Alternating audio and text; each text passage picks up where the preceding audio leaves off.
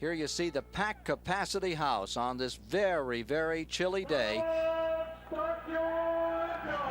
The command to fire the engines, given for a final time here by the man who gave that call some 22 years. Ray Melton passed away this past week. Ray Melton, who started with the stunt shows and the vaudeville and the fair. A very colorful guy in the world of motor racing, particularly in the stock cars here in the South. He sure is. Ray Melton is going to be sorely missed in stock car racing. Many, many years, since I've been coming to Richmond, 1970, Ray was always here. Always brought up you an envelope with press clippings from the past 3 or 4 months. Ray, we miss you. Field firing, getting set for a go. For the last 4 years, on each edition of Motor Week Illustrated, we've named the champion Sparkplug Racer of the Week. The award's become as meaningful and prestigious to the recipients as it has been to those of us who award it. And in that same tradition, today we begin awarding the champion Racer of the Day. We'll be polling our editorial staff and making the award at the end of this day's event. The champion Sparkplug Racer of the Day. 31 contenders going for it on this very slippery track. Let's take a look at the starting lineup for the 18th annual Richmond 400. On the front row, Geoff Bodine, winner of the Daytona 500 last week. And alongside Jeff comes Terry Labonte. 5 victories to his credit. In row 2, Darrell Waltrip, 2-time winner of this event, and Bobby Hill in Midland, Texas, who finished 4th last week. Row 3, it's Ron Bouchard from Fitchburg, Massachusetts, and Missouri's Rusty Wallace will be starting alongside. Going to row 4, there's Lake Speed, and with him comes Chesapeake, Virginia's favorite, Ricky Rudd. For row 5 today, Bill Elliott, the awesome man of last year, and with him comes Dale Earnhardt, defending champion of this race. For row 6, it's Phil Parsons on the inside, and alongside is Kyle Petty. Going to row 7, there you have Tommy Ellis, who got the biggest round of applause, a great favorite here in Virginia, and Canada's Trevor Boyce. In row 8 will be Tim Richmond, still injured, walked out here in a cane today, and Buddy Arrington from Martinsville, Virginia. In row 9, there's Joe Ruttman with the new Kenny Bernstein team, and alongside is the Hal Needham car for Harry Gant. Going to row 10, Neil Bonnet, who crashed so hard here a year ago, and Greg Sachs is there. Row 11 for today, Mike Waltrip of Owensboro, Kentucky. This is a rookie row. Doug Heveron is alongside from Liverpool, New York. In row 12, twice champion of this race, Bobby Allison from Alabama, and with him comes Dave Marcus in the Helen Ray car. Row 13 is Kirk Bryant from North Carolina, and J.D. McDuffie is in the field.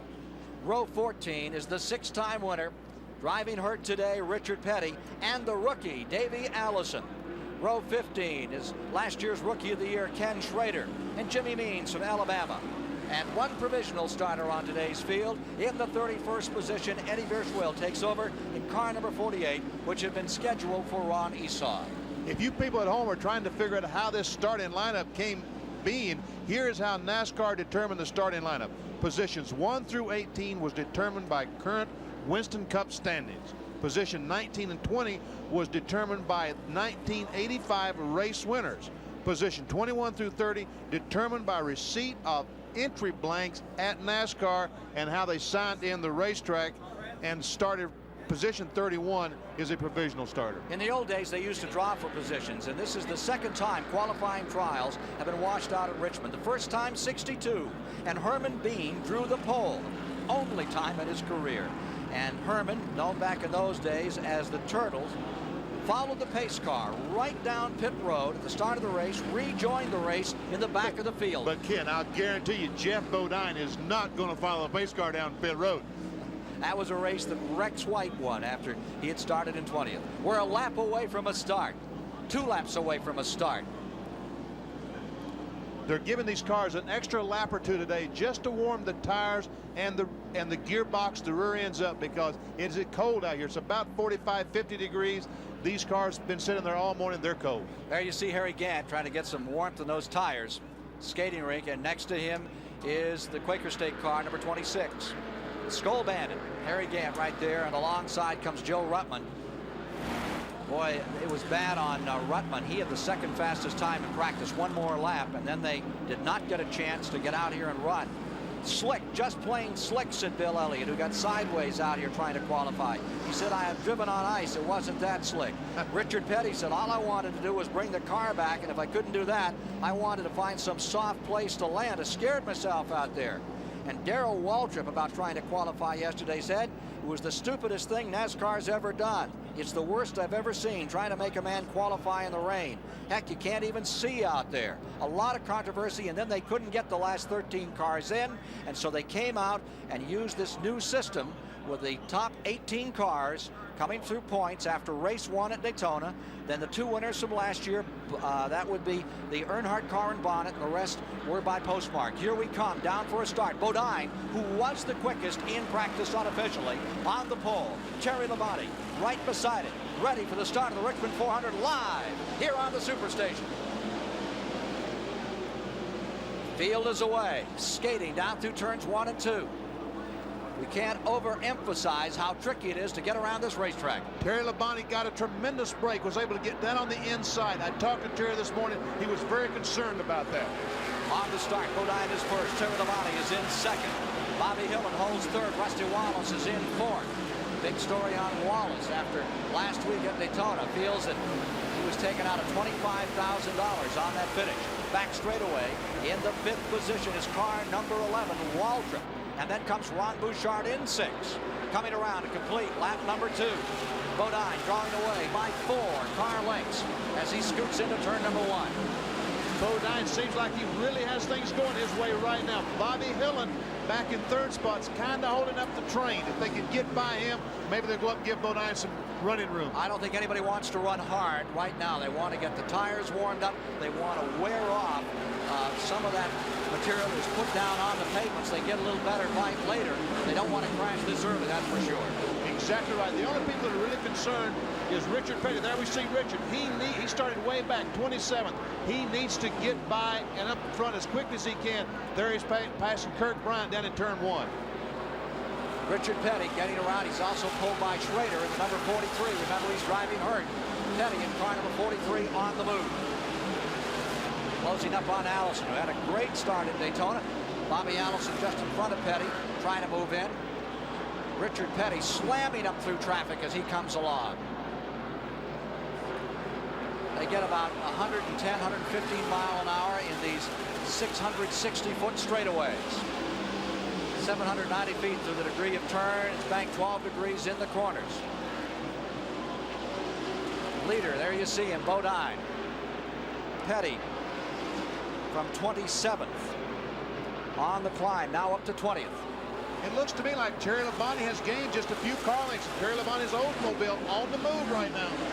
Darrell Waltrip is trying to make a move in turn number 1 as you see them speeding down the main straightaway. Waltrip is on the climb. He's moving up. Takes over in 4th. There you see Terry Labonte's number 44 secured in that 2nd position. Coming around in 3rd, Bobby Hillin, and now Waltrip into 4th. Back to 5th goes Bouchard. Lake Speed runs next. And then comes number 15, Ricky Rudd, from the in-car camera. Perhaps a glimmer here of what it looks like as they try to truck their way. That's Harry Gant going into the back straightaway. Just 600 feet, then make your cut. Down he goes into turn. Got a scramble and into the wall. 2 automobiles. Look like Arrington is one of them. I'm not so sure, but what's that? The 6th car. It is the 6th car. That's Trevor Boyes, Ken. Looks like he's got serious damage to the right front of that car. First caution coming with 8 laps complete. Gets it cranked up. This is a track that can just chew you alive. Absolutely devour you, this track, because it is not a concrete wall. It's a steel wall. If you get into it, and now Kirk Bryant showing some damage on the back of car number 2. Kirk has damage to the front and rear. That's the rear bumper we see dragging on the 2 car, but he also has damage to the right front of the automobile.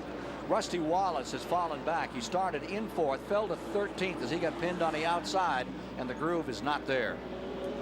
Kirk Bryant coming in. There we see the damage on the right front of the car. Smoke where the fender is rubbing the tire. Down pit road, you see car number 6 pulling in, and I think that's it on car number 6, the DK Ulrich car, which is being driven today by Trevor Boyce. So we are under caution for the first time today as we bring you live coverage of the Richmond 400 on the Superstation.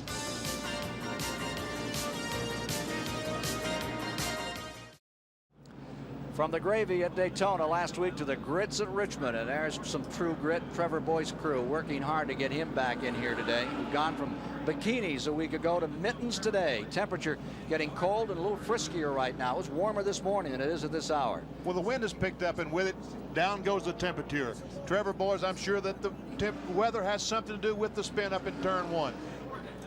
As cold as the racetrack is, it's going to take 50 or 100 laps before these fellows really get a serious groove worked out. Richard Petty has been cutting through traffic from the back of the field up into the 20th position by count after starting 27th. Let's go to Dave Despain at the STP Pit Center. No great surprise here, Ken, as we watch them try to unscramble the damage that has been done to these two cars. Again, the first caution comes just 8 laps into the Richmond 400, which will, of course, be a 400-lap affair. Trevor Boyce, Buddy Arrington, Kirk Bryant, all involved. Jeff Bodine has an interesting problem here. We've talked a lot about the cold weather, the rain, and the lack of practice. Bodine's problems are compounded by the fact that they have converted their car. We'll talk more about that in a moment, but I think we're going to have the opportunity now to see what happened out there on the racetrack. Again, a slippery racetrack. You see the car goes sideways. Looks like Arrington, who first broke loose, caught a little piece of Bryant's car number 2, and down on the low side, check it, it was Boyce who broke first, and he hits the outside wall. Down to the bottom goes the 67 of Buddy Arrington. They're the two cars that have sustained the most damage, and Bryant got the brunt of it as his nose is pretty badly beat up. We'll get back to the Bodine story right now. Let's go to Chris Economaki. Well, we're down here at Trevor Boyce pit where the sheet metal damage is being repaired. We wanted to get a word with Trevor about the condition of the track, but they're going to send him back out. Oh, right we've got now. a crash in turn 1. Lake Speed is in hard. It's back to the track. Lake Speed on the restart, getting loose and slamming into the retainer at turn number 1. Lake Speed gets it fired. Field back under caution. Let's take a look and replay of what happened to Lake Speed, Benny Parsons. Well, he tries to cut down the hill. Ricky Rudd is right underneath him. Lake Speed came down the hill. Rudd touched him in the left rear quarter and spins him into the guardrail with the left side. A thumper. There's Earnhardt diving to the inside, and Earnhardt is on the move. He's picking up positions in the early going. Here's Lake coming around at car number 75. Second place finisher at Daytona a year ago, trying to get his luck straightened out. We got another look at this. Let's have another look at what happened to Lake Speed, and we expect it to be this kind of a wreck-em rodeo today on this very slippery half mile. Real old-fashioned stock car racing live for you here today on the Superstation. Field is under caution once again. What's happening right now, that the only place to run on the racetrack is right on the bottom of the racetrack. Everyone is fighting for that spot. That's exactly what happened. Lake Speed was fighting for the inside. Rudd was already there. Lake turned down, hit Rudd's front with his left rear. Around he went. Could be a whole lot of that today. I would expect there will be. All right, let's take a look at another replay of what happened to Lake Speed here. We can see him on the outside. Rudd thinks he's alongside. Lake tries to come down. Rudd hits the left rear. Around he goes. Lake is lucky that he didn't hit with the full side of the car, because sometimes when that happens, your head goes out and hits the guardrail. Car number 75, Lake Speed, brings out the second caution of the day, and we expect this one to be a wreck-strewn event. Looks like a take one, and they're going to send them away. Jeff Bodine continues to lead. He won over $200,000. There you see the number 6 rolling, but not able to come out. He's down at the bottom of pit road, all beaten up, and I think we're going to see a lot more cars just like this before the day is out. Getting ready on a restart. Back straightaway. Speed lost a lap in the pits. There's Bodine. He won $200 grand a week ago. Now you're inside Harry Gant's car, and you know where he was on the evening of his victory? Out celebrating, drinking champagne? No. 8:30, 10 o'clock at night. He was signing autographs at the Kmart in Daytona Beach, Florida. Jeff Bodine, people's kind of racer. Here he is, up in front, coming down for the start. There you see Labonte in second. Bobby Hillin with that great finish a week ago in third. Waltrip in fourth. Bouchard in fifth. And in sixth is Earnhardt. Up to seventh, Bill Elliott. Elliott looking for a good finish today. He got slammed. In fact, the two Fords went out together. Lake Speed is out, back straightaway. As they go into turn number 3, they're the leaders, and directly behind them, 3 cars spinning in the wall. Waltrip is in the wall. 5, 6, 7, 8. 8 automobiles have tangled up. And right where he crashed a year ago, there you see Bill Elliott's number 9 impaled. The number 9 of Elliott right up on the fence. He's sitting on top of the guardrail. Someone must have blown an engine up there and got oil all over the racetrack. Bouchard went away, then Waltrip, and then everybody got into it. Still out there is Richard Petty's car. Phil Parsons' car is destroyed in the front end, right in front of Petty's. Here's the 98 of Bouchard. Take a look at this. Hey, this may be the race that nobody wins. I can't, they're torn up so many cars up in turn 3. We're showing 18 laps complete. 18 of 400 complete. On to pit road goes Darrell Waltrip's number 11. Look at Bouchard's car, all smashed up. There's Tommy Ellis, the local favorite. That Ron Bouchard, serious front end damage on the 98 car. And coming on to pit road is the number 26, Joe Ruttman, one of our in-car camera cars. And the right side of that, the right rear panel, all torn off. 3 cars went in first, and then 3 more snapped into the wall. Replay coming up. Well, there's Waltrip. We just saw. There's Elliott up on top of the guardrail. He runs into Bodine. In front of them, the Waltrip car is in, and the Bouchard car backing out of it. With the force that the cars behind those cars ran into the accident with, it looks like there could have been some oil or something going in turn 3. It'd be interesting to get a report from some of the drivers that was involved over there to find out exactly what caused all that melee. 3 of them all at once just went right up to the wall as if there was a blown engine. They just aren't getting a bite. Of course, the tires cool off in these caution periods. There you see one of our in-car camera cars, the Quaker State car of Joe Ruttman, which is badly crunched. There's Bill Elliott out surveying the damage on his car, which has really become a damaged commodity. Earnhardt trying to clean his windshield. Earnhardt down the front straightaway has oil all over his windshield. Was literally, Ken, leaning out the window, cleaning off so he could see. He unstrapped his harness, and he was leaning out the front. Here's Chris Economaki. Okay, I'm standing here with Ron Bouchard. Right up to his door, and I don't know if he didn't see me or what, but we hit together and we both spun around. Ron, what's the track like? Racetrack's real slippery. It's got a lot of dirt and stuff on it. Okay, they're working on the car, cutting things away with automatic tools here. This is really an emergency situation. It's almost military in character. Back to you, Ken.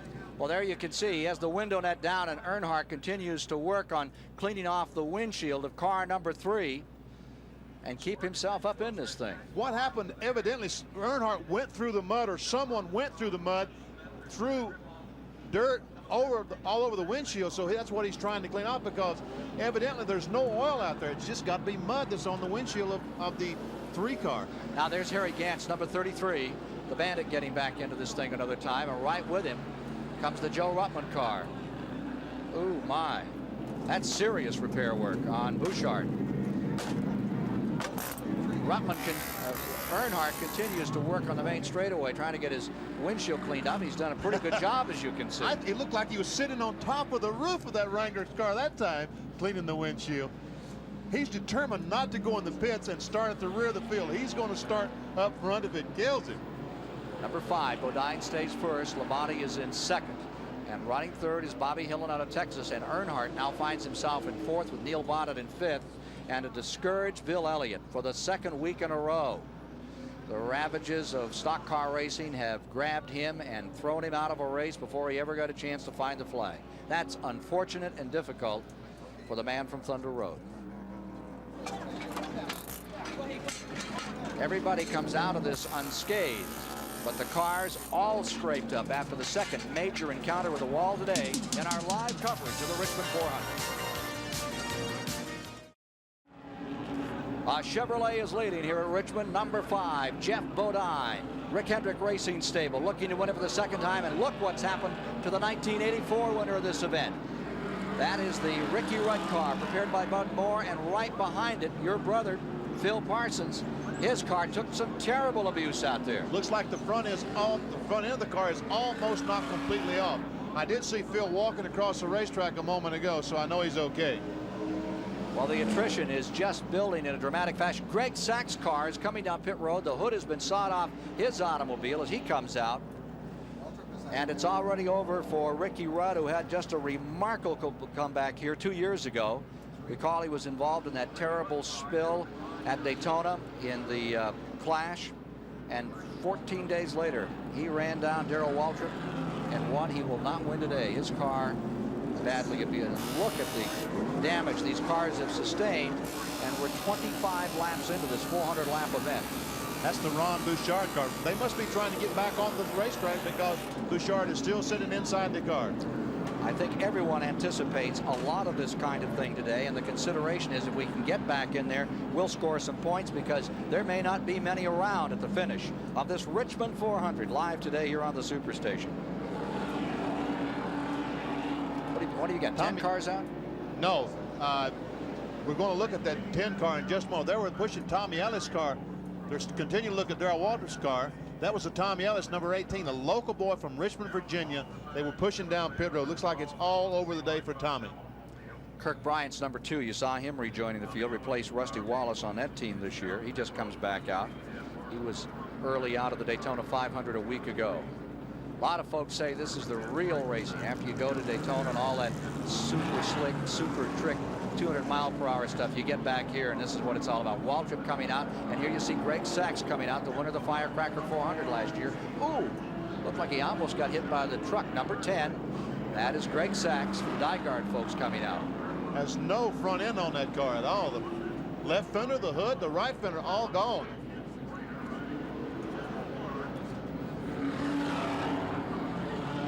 The Dyguard operation's been having some problems. The rumor is, or there's been stories circulating this week, that Robert Yates, the engine man of that operation, has left. I can't confirm that, but there was speculation in the newspaper that he has resigned. Looks almost like a modified after a really bad night at Stafford Springs, Connecticut. I've never seen a modified look that bad. You haven't been to Stafford on Saturday night last year. I mean, up there they really tore some up. Here's car number 44. That's Terry Labonte. And number 44, Terry Labonte, trying to get it all together here today. He was third here in '84. What's tough about Richmond for a driver like Terry Labonte? This is what he says about it. It's a tough racetrack, you know. It's a hard racetrack to get your car set up for. It's a racetrack where you've got to get your car where it really turns good in the middle of the corner, and then you've got to get it where it comes off the corner without spinning the back tires, and that's kind of hard to accomplish both of them. Terry Labonte, who had that outstanding performance last week at Daytona. I'll tell you, with 10 laps to go, much as I wanted to see a damn Yankee pull it off, and I know how everybody's cheering for Earnhardt, I thought this guy was going to win it all. How did you feel sitting back there in fifth? Exactly. I thought Terry Labonte had him at Daytona 500 in the bag because knowing Bodine and Earnhardt, I just felt like there was going to be some fireworks on that last lap. 79 replay. Let's go to Jerry Garrett. We're down here with Darrell Waltrip's crew chief, Jeff Hammond. Jeff, what's wrong with Darrell's car?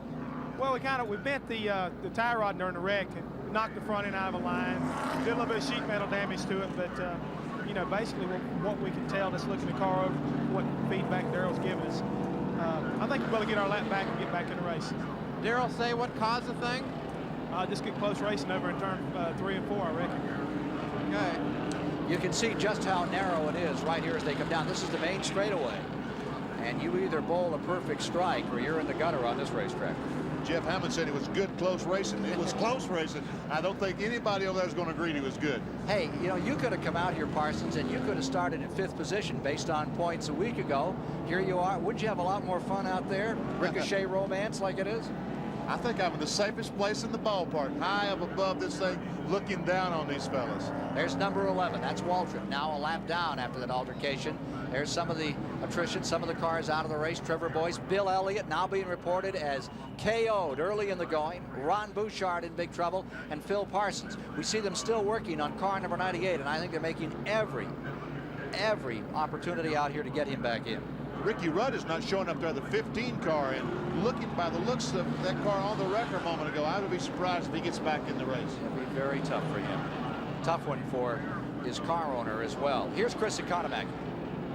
But Tim, your car's banged up. Why so many accidents so soon? Well, I think one of the reasons, Chris, is the track was so dirty from all the mud and the stuff that's been tracked over the last couple days.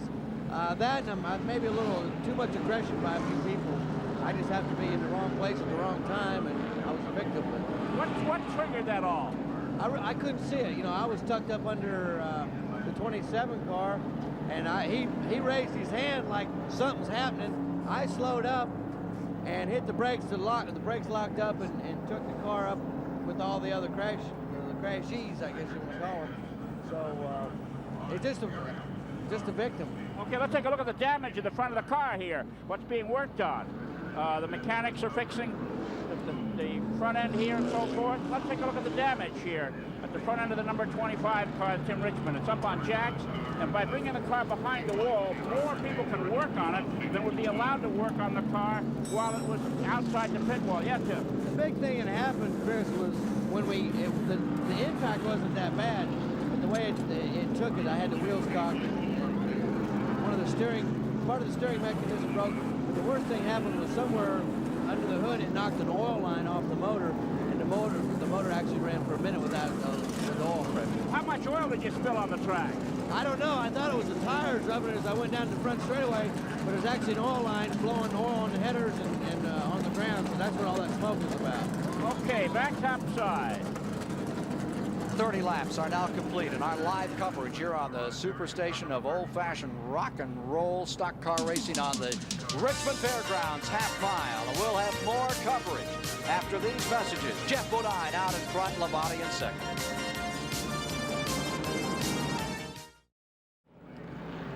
Back at the Richmond Fairgrounds in Virginia for live coverage of the Richmond 400 today. And we're having Geoff Bodine as our leader, Terry Labonte in second, Bobby Hillin in third, running in fourth. His car, number 3, Dale Earnhardt. And there you see Waltrip, who is running 1 lap down, along with Petty, Speed, and Gant. And there is Neil Bonnet's car, who's pulled up into the 4th position. Neil Bonnet in the car, number 12.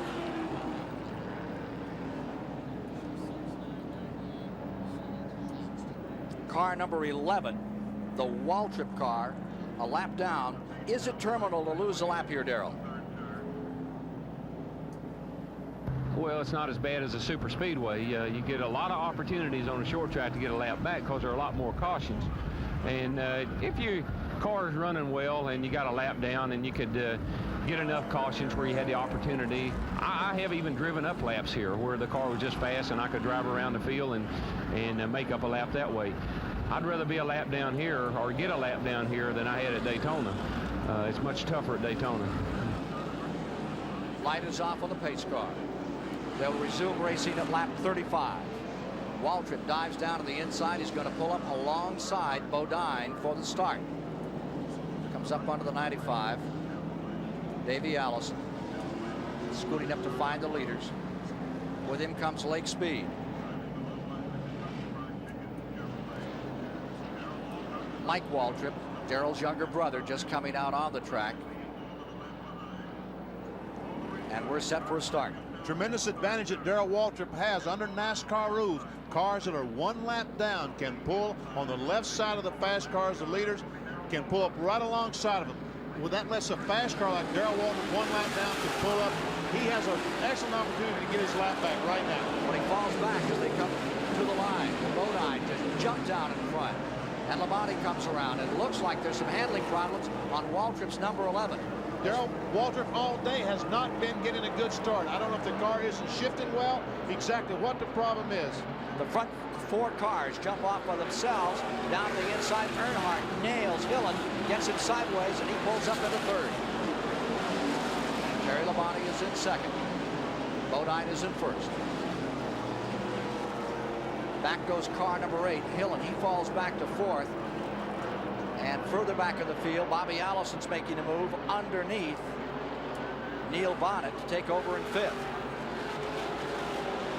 Bobby Hillin a moment ago coming off turn 4 did a great job saving the car because I thought he was in the guardrail. Watch as they go back into turn from our high shot. That's just how tight this track is.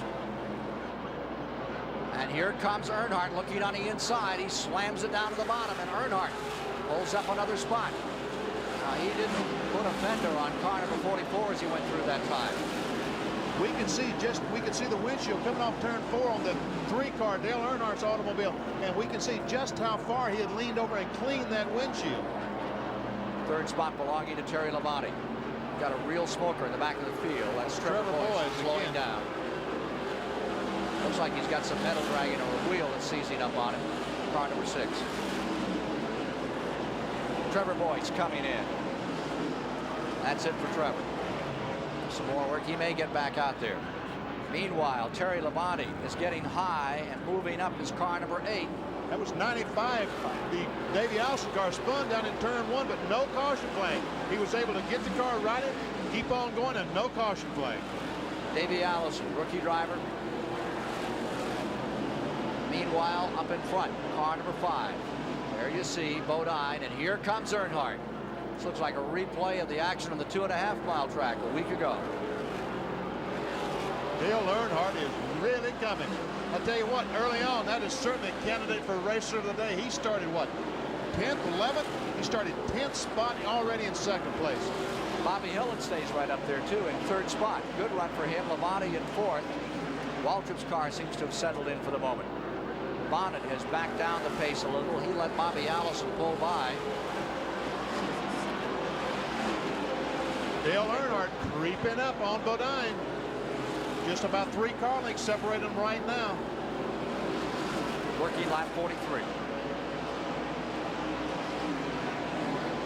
And indeed, Earnhardt is now, there's Richard Petty.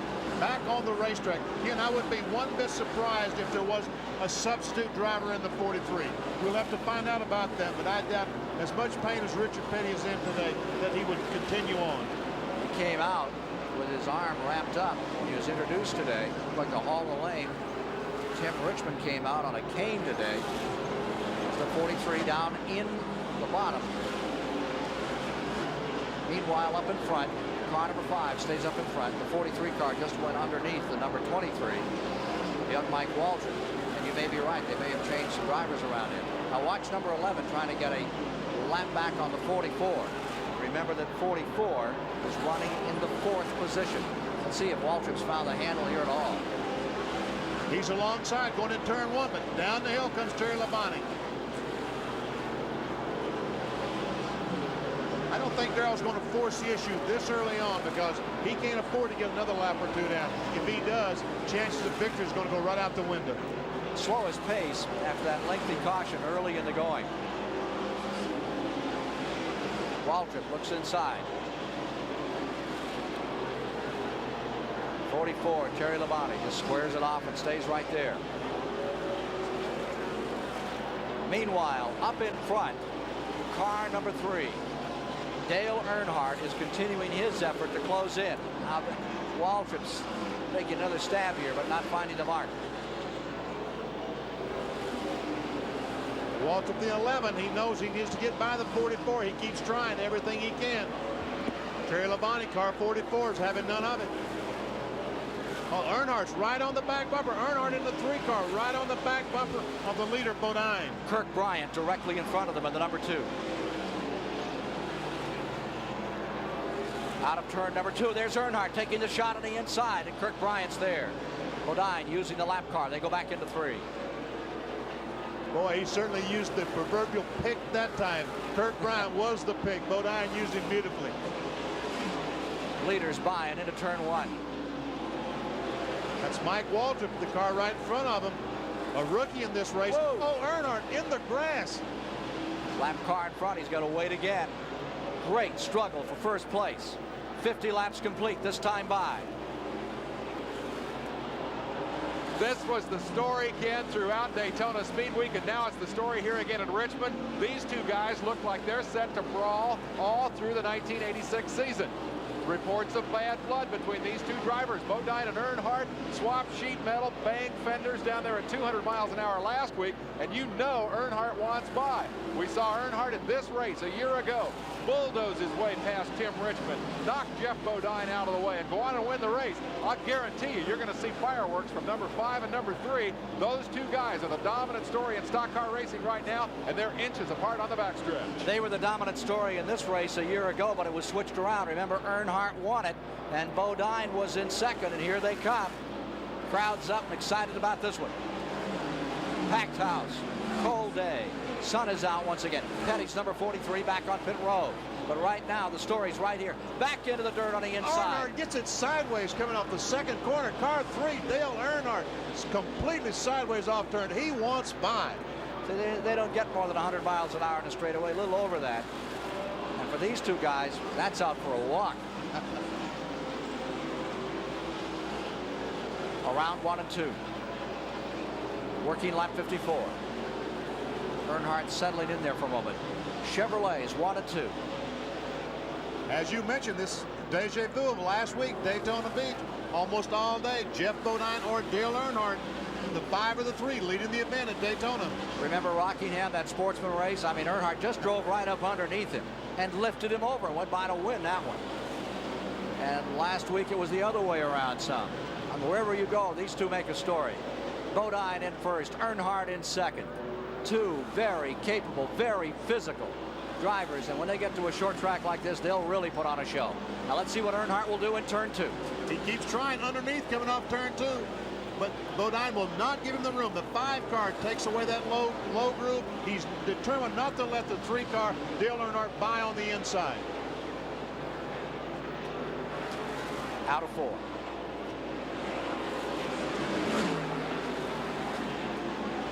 It's that number 2 turn, and Bodine is going in just a tad easier here. Doesn't want to give up that inside at all. Comes off, stands on it down that 660-foot straightaway. And they're standing in the grandstand watching this bumper-to-bumper action live on the Superstation. Geoff Bodine, winner of the 1986 Daytona 500. All eyes are faced right toward this battle wherever it is around this half-mile track. A tad bigger than a half mile, not much. Here they are up on J.D. McDuffie. We've got a crash in the main straightaway. Number 2, Kirk Bryant, has walloped the wall. Kirk Bryant's number 2. That car getting savaged another time. And the third caution of the day comes out on car number 2. Bill Elliott's car is getting ready to come back on the track. He's going to make every effort to get it back out here and score points. As far as I was concerned, after that great race a year ago, watching the two come in, the race here last year, it was a short track car that Elliott brought a brand new car to this track. Here's Elliott coming out. Well, you might as well have lost the championship in this race 1 year ago after his superb performance and all those great super speedway runs. Leader is in the pits. Bodine in car number 5. And there you see number 2, Kirk Bryant, back on the track. Kirk has something hanging in the front of that car. I've yet to figure out exactly what that is. Been trying to watch the pit action. Earnhardt is also in. I believe all the leaders have come in. Everybody jumping onto pit road. If you're an avid NASCAR fan and you're watching this show today, last year there was a tire rule that these competitors could only change 2 tires on the pit stop. That rule is not in effect this year. I repeat, it is not in effect. All the front-running cars have changed 4 tires on this pit stop. Kirk Bryant's number 2 has pulled off and gone back to the garage area. So at the Richmond Fairgrounds, we are under caution, 3rd time today. This time brought out by Kirk Bryant. All the leaders have taken the opportunity to pit. There's going to be some more wild action, so stay with us on the Superstation.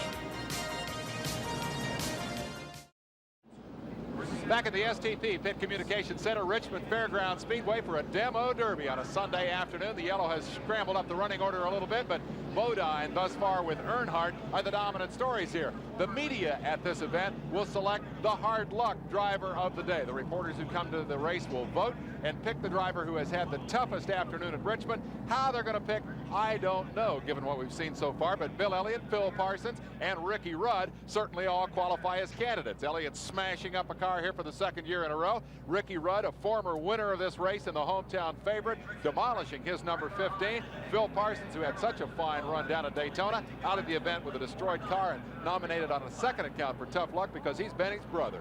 Back upstairs. Yeah, that Goody's headache. I wonder if Elliott is even qualified now. He's come back out. He's 40 laps down. Some other guys like Ricky Rudd, they've just lost everything today. The car destroyed out here in that crash up in turn number 3. It's really on the restart. We're going to see Dave Marcus, number 71, taking the flag from Harold Kinder.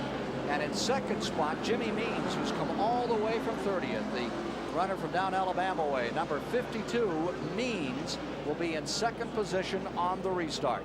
The 71, Dave Marcus, and 52, Jimmy Means, chose not to pit that time. That's what they're doing in the lead.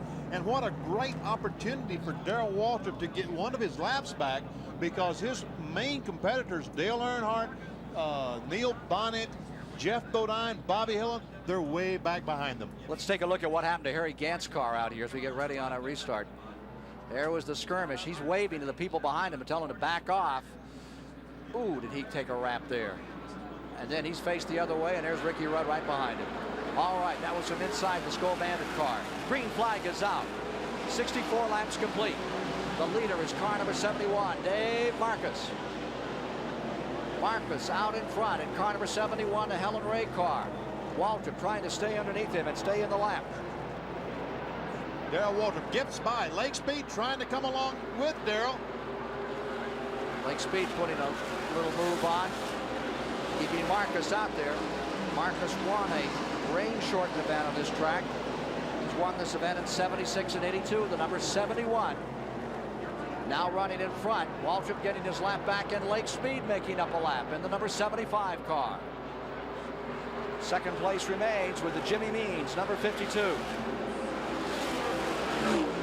Running third on the track is number 22, Bobby Allison, and running fourth is Neil Bonnet. Allison going third. Back, if Waltrip can hang on to that lap he's got back and we get another caution, and based on what we've seen so far, he's going to be right back up there with the front runners. A big move for number 11, Darrell Waltrip, who has won 6 times on this racetrack. Keep in mind, Lake Speed, the second place car right at the right-hand edge of your screen, is many laps down. He was involved in one of those earlier crashes. Dave Marcus, number 71, is your race leader, but third on the racetrack. Richard Petty's number 43 back on pit road another time. Get over the back end of that car. That does not look good. That's Dale Inman getting up. He was not getting up with much of a hurry, so it looks like that is almost over for the day. Look, Dave Marcus, great run for him. Tries to get by Lake Speed. That's Lake Speed in 75. Dave Marcus in 71 coming off the second corner. One of the better tracks for Marcus in the 71. Lake Speed has made up a lap. He's had 8 top 5 finishes, and of course he's won here twice. Dave Marcus, there you see Jimmy Means, and closing up now comes Allison in the 22 and Neil Bonnet in the 12 and the number 3 and the 5. And down to the inside as they make a shot there. That's Neil Bonnet trying to work inside of Allison. Earnhardt came out of the pits in front of Bodine, and that's the way they sit. Jimmy Means holding on to second, and on the outside, look at this move. That's Neil Bonnet hanging in on the wide side. Neil Bonnet's going to lose a couple of spots if he isn't careful. The outside this early on is not the place to be. Dale Earnhardt, number 3, alongside Bonnet, moves him back a spot. And I'm sure Bodine's going to try to follow him. Yes, there comes Bodine in the 5 car, right alongside Neil Bonnet's number 12. The key player here is that 52 of Jimmy Means. He hasn't got perhaps the most super swift engine as some of those others, but he knows how to hug the inside, and he stays down there. 71 Marcus off the pace. Leader Marcus falling back. 71 off it, and this is going to put Means out in front. Jimmy Means, Jimmy Smut Means from Alabama in front, Allison in second, and the Alabama gang now run 1-2-5. Means first, Allison second, Bonnet back in 5th. Looks like a flat tire on the 71 car of Dave Marcus. 52, Jimmy Means. This is his day in the sunshine. What a great day for Jimmy. Delighted to see a guy like Jimmy Means get a chance to lead. Allison bobbles for just a second. They try to close in on it. Going down, there goes Earnhardt on the inside. You see the blue and yellow number 3. Marcus coming back on the track. Back straight away. Number 52 is your leader, and then comes number 3. Closing up, closing on the leader. That's Earnhardt going after Means. Means stays first. Drives very smoothly down here into the corner. Earnhardt tries the inside. Gets a fender up. Earnhardt has as much power in that motor as anybody, and he has Jimmy Means pinned for the moment. Let's see if Bodine can move in there. No, Jeff could not. Jimmy Means moved down quickly, got right behind the 3 car of Dale Earnhardt still. Jimmy Means running second. Jimmy Means slugging it out, and here comes Bodine trying the inside another time. Let's see if Bodine will try it in 3. He gets his fender down there. Means a little high. They're battling for second position, and it's Bodine going up into second place. There's the leader, number 3. Here's that battle, and along comes Bonnet for third spot now. Bodine into second, and in the struggle for third on the inside, it'll be Neil Bonnet closing up. Jimmy Means stays right with him as long as he can. So out in front, it's the number 3. Earnhardt in first, Bodine back to second. Neil Bonnet is into third as the leader laps Greg Sachs. Let's go to the pits for this story from Jerry Garrett. Well, Ken, we're down here with Gary Nelson right now, Jeff Bodine's crew chief, and what does Jeff say about the car? Jeff said the car is really handling well. You know, it's still early in the race. We ran a lot of laps under caution, and we really didn't get a good indication of how it's going to handle when the tires get hotter, but Jeff said things look pretty good right now. You're behind Earnhardt now. Can you catch him? Can you pass him? Well, that's not the important thing right now. It looks like Dale Earnhardt, ourselves, and Darrell Waltrip, if he gets back up in the hunt, are the 3 best cars at the moment. So that can change, so we're just kind of feeling things out now. Okay, well, Chris Economack has a report down pit road. You're looking at Kirk Shelmerdine, the crew chief for Dale Earnhardt. Out in front, Kirk, what does Dale say about the car? How's it working? Well, so far he says everything's pretty good. Are there any marks on it? Have you made any contact with any of these guys in the accident? No, we asked him about it because we got closer a couple times. He said they hadn't touched anybody. Okay, calm and collected here in the Dale Earnhardt pit, back outside. Well, there you see that number 3 staying right up in there. He is pulled out in front. He overwhelmed a bunch of cars and gets himself right up into the thick of things here, battling through all kinds of traffic. Get himself back into first place. Bobby Allison has fallen back a little here, and the guy that's making the big move is car number 7. It is Kyle Petty, and Petty is pulled up into 4th position. There you see him. Kyle Petty is now in 4th, and he is closing on number 12, Neil Bonnet. Kyle's having a great day in the Wood Brothers car. Just about 2 car lengths in front of him. 3 car lengths is Neil Bonnet. There you see the 7 coming off the corner and trying to close in on car number 12, Neil Bonnet, as they scramble for the 3rd position. The 12 in the 3rd spot, and right behind him comes number 7, Kyle. In front remains Dale Earnhardt, number 3, and Bodine at number 5 has fallen almost a quarter of a lap back.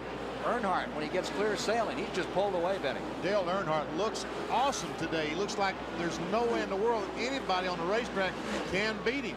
Although this is early, and who knows what's going to happen that last 100 laps once this racetrack really gets worked out and the cars can adhere in the turns.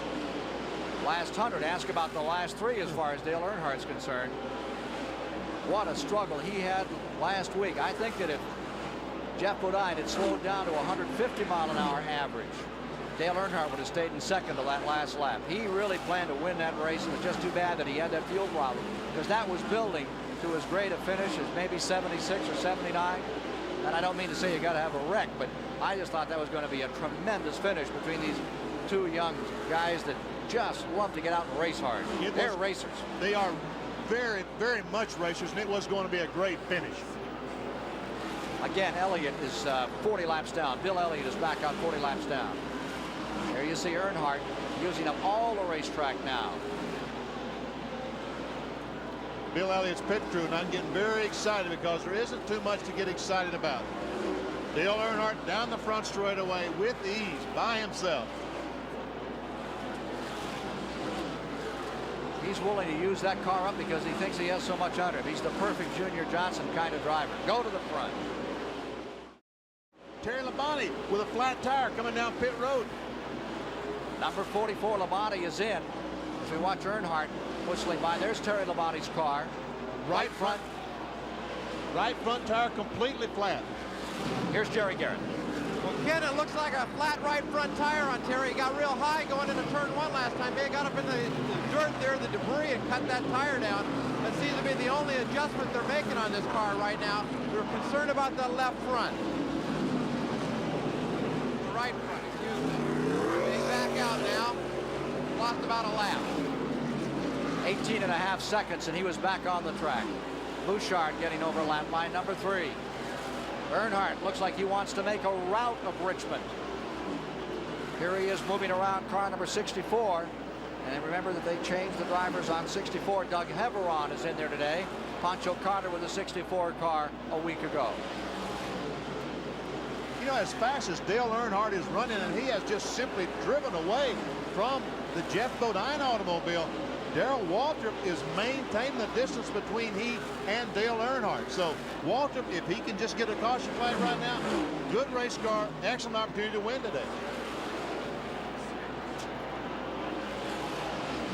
Right now, all those other cars in the picture with that number 3 are cars about to be lapped or just have been lapped. Dale Earnhardt all in the picture by himself. This is a leader, and no one's seriously contending right now. What do you mean? There's J.D. McDuffie.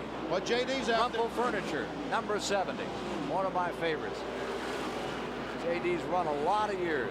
I wish he had a chance to lead like Jimmy Means did for a few laps. It would be great because he has put so much into his effort to, in Winston Cup racing, Jimmy Means, J.D. McDuffie, Buddy Arrington, so many of these fellows that have made this type of racing. You bet they have, and you can talk all about the great ones, the Earnhardts, the Bodines, the newcomers, the Pettys, the Yarboroughs, but if you didn't have the Jimmy Means out there to run and the J.D. McDuffies, you guys wouldn't have anybody to go by. Wouldn't be much of a show. You're exactly right. Dale Earnhardt, I just can't imagine, I just can't tell you how impressed I am today with the job that Earnhardt is doing, because this racetrack, as we mentioned at the top of the show, it was untried. It rained all weekend. They really didn't get to get any practice. All the chassis setups today was purely hit and miss, and obviously Earnhardt hit it very well. Dale Earnhardt seeking his 16th career win, his second in a row here at Richmond, pulling away now by a third of a lap. More live coverage in a moment. Here in the STP Pit Communications Center at Richmond Fairgrounds Speedway, Dale Earnhardt looks like a very good candidate for a couple of special awards that are going to be given away here today. Earnhardt is involved in something called the True Value Hard Charger Award competition right now. In fact, he's leading that competition. The NASCAR people, the people who run the races here, keep track of the top 5 each lap. They're awarded points, and the top 5 at the end of the day, the top 5 True Value Hard Chargers split $5,000. We'll be telling you more about that throughout the day. And Champion Spark Plug Company spinning off their very successful program with Motor Week, where each week we honor the Racer of the Week on Motor Week Illustrated on WTBS. We'll also name the Champion Racer of the Day here at Richmond. And by golly, if Dale Earnhardt continues to truck the way he is right now, he's going to be tough to beat for that award as well. 105 laps have now been completed. Quarter of the distance, a little better done here. And the story is Earnhardt drawing away from Jeff Bodine, maintaining second position. Neil Bonnett in third, Kyle Petty fourth, Joe Ruttman is in fifth, Bobby Hillin is in sixth, Bobby Allison is in seventh, Ken Schrader is in eighth, Davey Allison is in ninth, Waltrip is in 11th. Jimmy Means has fallen back into the 12th position. There you see the leader, Earnhardt in the number 3. Let's take another look at that in-car camera replay, Benny. Well, this is Harry Gant. He sees the smoke up there. He waves to the cars behind him. Look, I'm going to slow down. He moves up, and evidently somebody tapped him in the rear because he could not stop the car. Either that or he got out of the groove where the racetrack is very slippery and the thing wouldn't stop. The car made a 360, and we can see Ricky Rudd ran in the front of Harry's car, and we can see the damage on Ricky's car. We know that Harry's front end looks about the same. Bad luck for the Hal Needham car. Hal decided to stay in Los Angeles to watch today's race. I think we spoiled his breakfast out there on the coast. Hal, I am terribly sorry.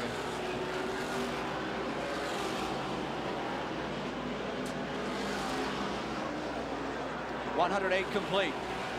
Earnhardt powering away from the field, using the lap traffic to his advantage now, just drawing a bead on more and more distance between himself and the second place car. 11 cars are continuing to run in the lead lap, and on the latest rundown for a quarter of the distance, 100 laps, they were showing at 100 laps an average speed of 58.788. If you're just joining us, we had two hellacious wrecks right at the start of the event. And it is at the moment Earnhardt first, Bodine second, Bonnet third, Kyle Petty fourth, Rutland running in fifth, going sixth. Bobby Hillin, the seventh spot at 100 laps, was being shown as the car number 27. Remember, they were reporting Rusty Wallace in seventh, then in eighth Allison, then in ninth the number 90 of Schrader, and in the 10th spot was Davey Allison with the 11th Waltrip. That was a 100-lap rundown. They were showing in 12th the number 95 again. I got 95-12. I think he's a lap down. I believe he is too. Chrissy Cotomac has something from the pits. The number you see here, 85 7/8 inches, is the circumferential measurement of one of the tires in Geoff Bodine's pit, where stagger is all important to handling and success on this racetrack. The men have been taking tire pressures, checking stagger measurements, checking compound. The all-important tire combinations here at Richmond can mean victory or defeat. And you can see here they're logging all as a lot of bookkeeping work. Inventory of tires and all the varieties they have here, hopefully to get Geoff Bodine in victory lane before the day is out. Back to you. Thank you, Chris. Tires a story here for sure today. They try to keep them as warm as they can, and the temperature is just frigid enough so that keeping the heat in that fabric is essential. We've got a great race going right now. Darrell Waltrip trying to get by Bobby Allison. He cannot do it. Dale Earnhardt has closed up right on the back bumper. That's Waltrip in the 11. Dale Earnhardt in the yellow 3. That's Tommy Ellis in the red, white, blue car, number 18 underneath. And Bobby Allison in 22 in front. Darrell cannot get by. He's been trying lap after lap. Earnhardt right on his back bumper to put Darrell a lap down. Remember that the Allison car, the 22, is in 7th position as they're now running on the track, with Waltrip in 8th. And Earnhardt is trying to overtake them and put them a lap down. Earnhardt, of the blue and yellow number 3, has a 7 1/10 second advantage over Bodine in second.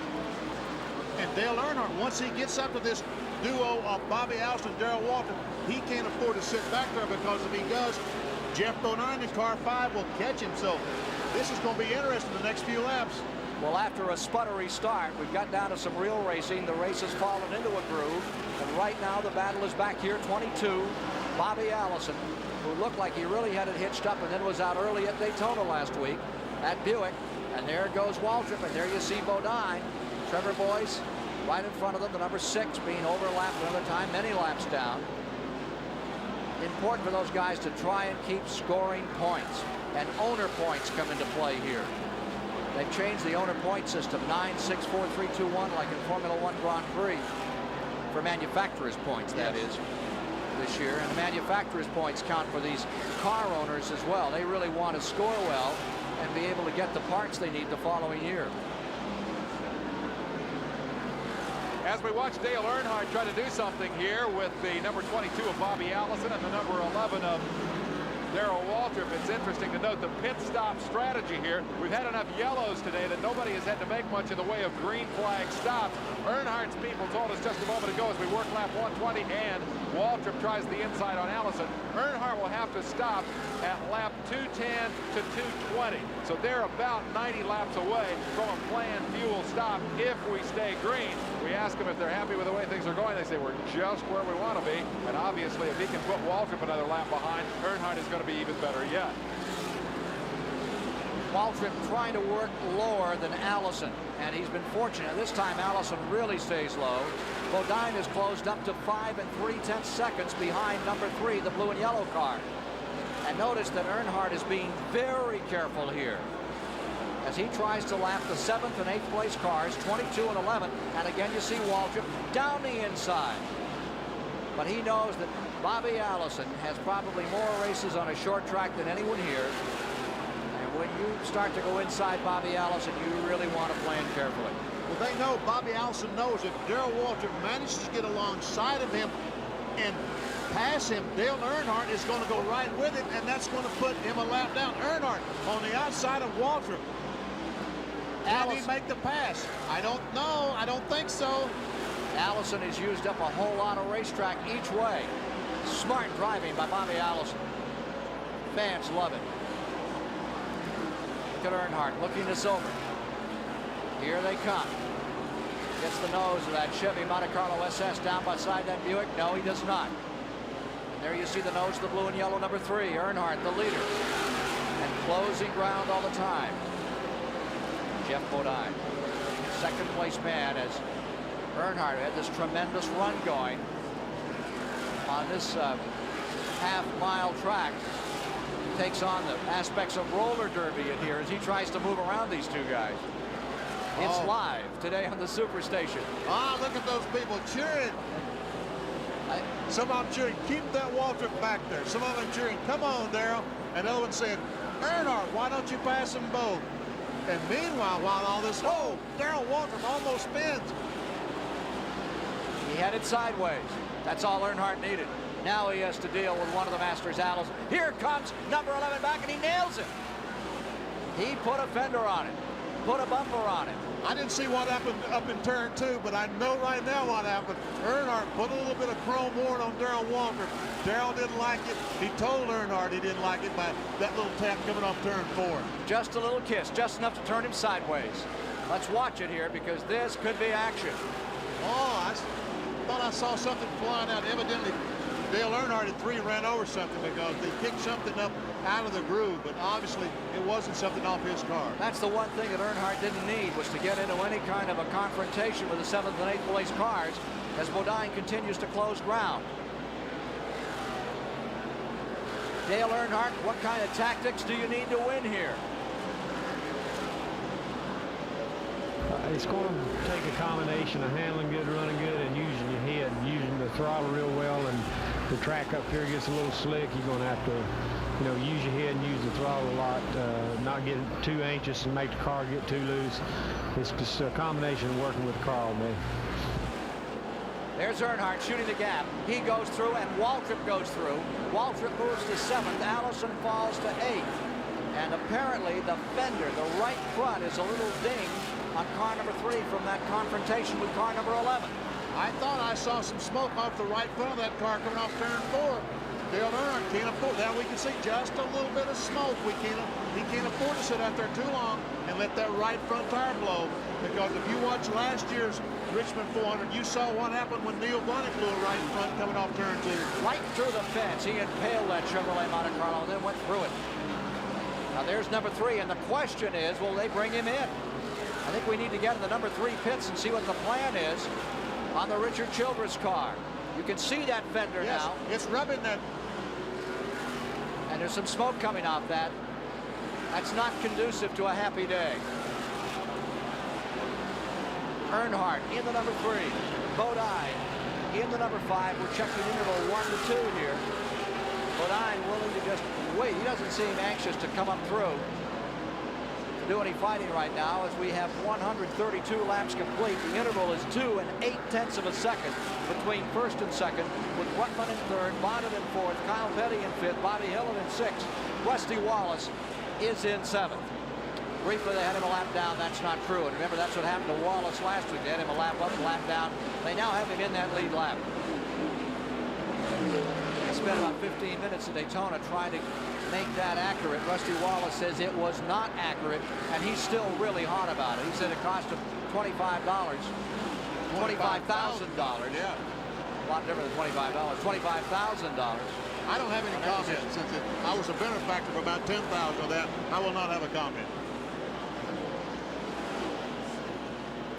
Did you decide towards the end of that race last week to maybe letting the 3 and the 5 go was the right thing to do? Well, I was You were right in the middle of it there. I was a lap down right behind them, and I decided that with 2 laps to go, I was going to definitely get out of there and watch from a distance who was going to win that Daytona 500. When the judges score this thing afterwards, as in a prize fight, Ken and Benny, and add up the punches and figure out who hurt who the worst, I think it's going to be important for them to note that that damage right front on Earnhardt's car came when he hit Waltrip and not the other way around. Those two swapped blows. Earnhardt got that lick right there as he went under Darrell Waltrip and put a move on him to do it. Waltrip came back up inside him and smacked him back, but the damage that Earnhardt has sustained came when he was the aggressor, and when they settle it later, that may become an issue, because if Earnhardt has to come in and fix that fender, if he has to come in and pull it away from the tire, or worse yet, if that fender cuts that right front tire and he smacks the wall, you know he's going to be an unhappy man, and Darrell Waltrip, a 6-time winner here, is going to pick up a spot. You know, Benny, if I had to vote for the champion spark plug racer of the day at this moment, I'd take that number 52 at Jimmy Means. What a show he has been putting on. He's not one of those guys that gets a chance to run up front, but he's driven smoothly all day, and that 52 is still staying very much in the hunt. And, you know, look at the back window on that automobile, Ken. It's got the square window from last year. That's not a new car. That's one of Jimmy Means' old cars, but yet he's up there running very well today. Running in 11th position, Alabama's Jimmy Means, having a great one here on our live coverage on the Superstation of the Richmond 400. It was for $1 million. They raced just a week ago. Now it's a little over $300,000, better than $250,000 to be decided here. And it's guys like Jimmy Means that grew up on tracks like this, and Greg Sachs in number 10. And apparently he just touched the wall again, although it's pretty hard to tell. He's hit every panel on that one this afternoon. There's some confusion as to what's wrong. The TRW crew went over there, but they're trying to figure out exactly what's wrong with the car. Let's go to Chris Economac. Okay, here's Kurt Shelmerdine, Dale Earnhardt. The right front corner of the number 3 car's been in. What does Dale say about it? It's not hurting anything. Not hurting anything. Okay, they don't say much here, but they know everything is okay in the Earnhardt pit. Back to you. I would doubt very seriously that Dale Earnhardt in the 3 car knows that the right front fender is rubbing the tires, because we can see just a little bit of smoke as he comes off the corner. I don't think he can see that from inside the car, nor can the crew see it from the pits. There's Jeff Bodine trying to get Bobby Allison. That's Michael Waltrip in 23. We remember how much trouble Darrell Waltrip had a few moments ago, and Dale Earnhardt, Bodine's going to have some of that same problem with Bobby Allison in 22. Up to lap, the 22 comes car number 5, Bodine. Don't you think they've told him on the radio that he may have a problem developing? I don't know that the crew can see it on the 3 car. I don't know they can see the problem. I'll bet you Chris told him. Yes. Here comes Bodine down to the inside, putting a lap on Bobby Allison in the 22. They now have Wallace in 7th, Waltrip to 8th, Allison in 9th. That's the 9th place car you see getting lapped. And that car you saw right behind Jeff Bodine with no front end on it, that's the 98 car of Ron Bouchard. And he is out of the top 15 at the present time in the latest rundown. Average speed is up to 63.7. 144 laps have now been completed in the Richmond 400. And it is a car wrecker here today. We'll have more of it live for you shortly on the Superstation.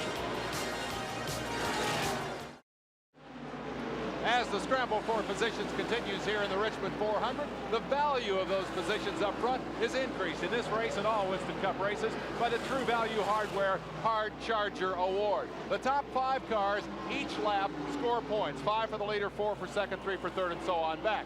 At the end of the race, the top 5 drivers in total points split $5,000.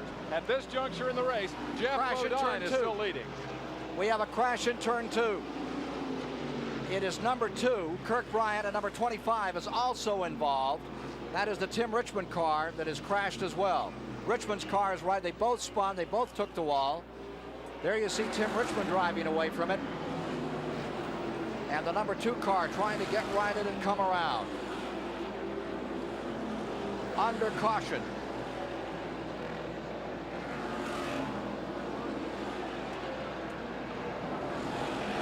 Fifth caution of the day. Kirk Bryant, number 2. This is a break for those leaders. Right rear tire down on Tim Richmond's number 25. Kirk Bryant comes in. There's Dale Earnhardt, car 3, making a pit stop. Darrell Waltrip down pit road. You know that Darrell wants to beat him back on the racetrack. Let's go to Chris. Okay, we're down here now. They're working on the right front corner. There's Kurt Shelmerdine. We're opposite him. Changing the wheel. We'll see if he tries to move the bodywork out. The hoses are in front of the car. Apparently has finished his work on the right front, and now they're going to change the left side tires. The car is streaked with oil. It's quite green, but there are no evidence of contact on the left side of the car. Earnhardt looks confident, and away he goes. Car number 11, Waltrip, back on the track. He wins the race out of the pits. Darrell Waltrip first out, so he has an opportunity to get his lap back one more time. Car number 8 pitted 1 lap early, and he lost a lap. Bobby Hillin. Bad break for him. Well, Earnhardt is back on the track, trying to win it back-to-back. He's been running here since 1979 in this event. There you see Kirk Bryant's number 2, and there's Dave Marcus pulling in 71. Earnhardt's been coming here a long time, however. He was here, I believe, in 57 when his dad, Ralph Earnhardt, finished 9th, back when this was a 200-lapper. Dale Earnhardt in a tremendous struggle, and he's got one building now because he'll have to fight with Waltrip again, and this time it's going to be for the lead. 11 will be in front, and behind it will come the number 3, the blue and yellow car, when they get ready for a go. Earnhardt has been among the first 7 finishers in each of the last 6 Richmond 400s, and he won last year. He was second to Bobby Allison in '83, his latest race charge falling short by some 3 car lengths.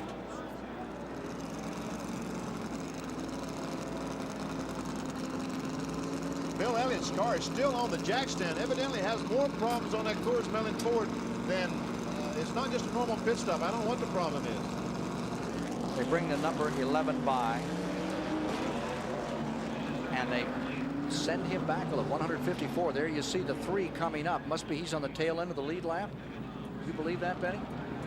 Pulls back up again. Number 2, that is the Bryant car, prepared by crew chief Darrell Bryant for Cliff Stewart and driven by Darrell's son Kurt. They started to roll it back behind the wall, and now it's being pushed back. I'm not quite sure what the final plan is. I think they're just going to roll it down pit road and put it away for the day. The car number 11 is being reported on the tail end of the lead lap. He got out there, but he's on the tail end of the lead lap. Bobby Allison pulls up. The big story on this restart would be number 26, the Ruttman car, the Quaker State car, running in 2nd position.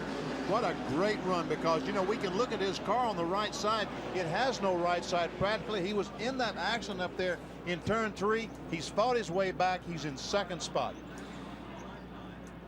He had been in 9th on one of the latest rundowns. 157 laps complete. Now that we have experienced this next caution, he has a chance to run up in front. That car really took some abuse.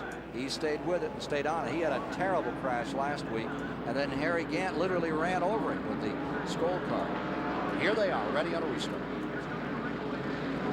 Winston Cup competition coming to you live on the Superstation from Richmond, Virginia. Down to the line, the break, and into turn number 1. Earnhardt draws away.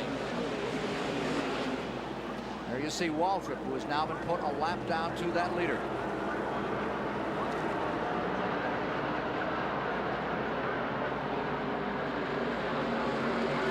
Ruttman's got a tough spot. Car 26, the green car back there, hung on the outside. He gets by Bobby down the front straightaway, though. By Bobby Allison in car 22. See the right side of that car badly chewed up on number 26, Joe Ruttman. Leader Earnhardt. Let's see if he'll break away as he did earlier. On this restart, Earnhardt first, Ruttman second, Bodine third, Kyle Petty fourth, Neil Bonnet fifth, Rusty Wallace sixth, followed by Waltrip and Allison.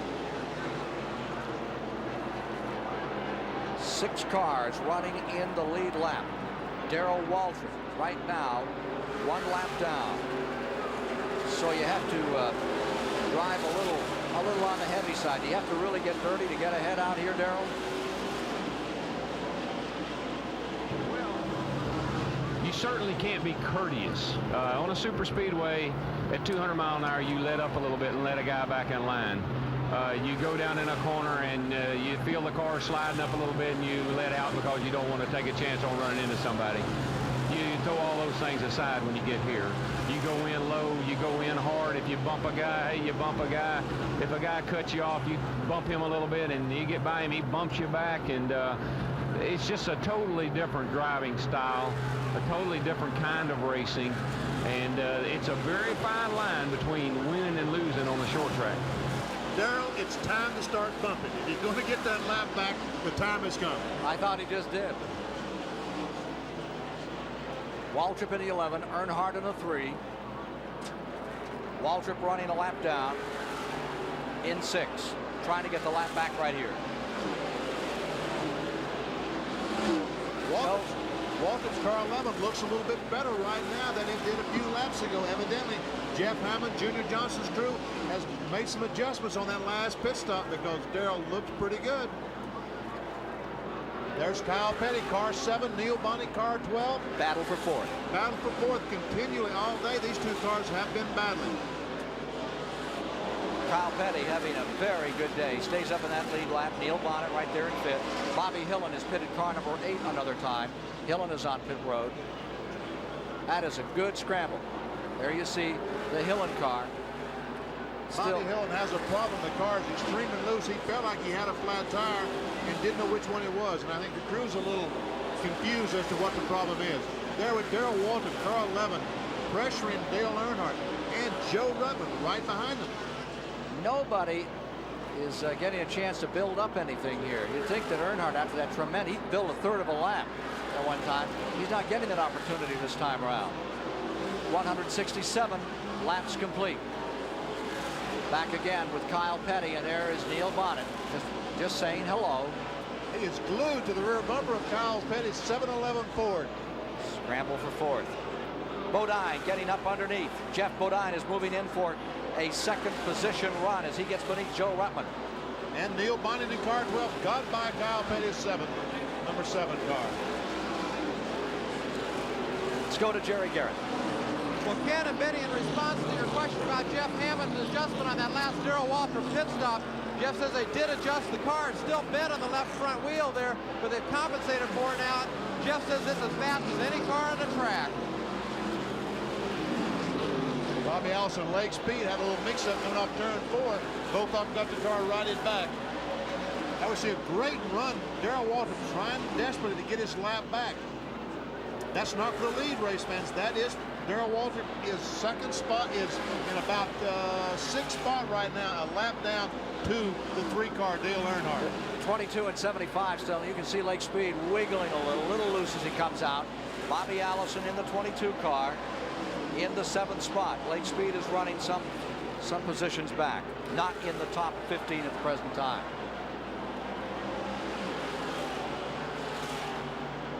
Back in front, Earnhardt seems to be at optimum speed, and he can't draw away from Waltrip. And the major story is that number 3 is closing ground. Here he comes. Number 5 is closing ground. There you see him. The number 5 car of Bodine is definitely back in the picture here. He is back in the picture. Darrell Waltrip right now looks to have the quickest car on the racetrack. But being faster and passing at Richmond is entirely two different things. What Darrell has got to do, I think, right now is get the 3-car. Dale Earnhardt hung up in some traffic, get him behind a slower car and pass him then. Mike Waltrip not willing to help his brother. Here at Richmond, the Richmond Fairgrounds, we are 173 laps into our live coverage on the Superstation of race number 2 in the Winston Cup Series this year.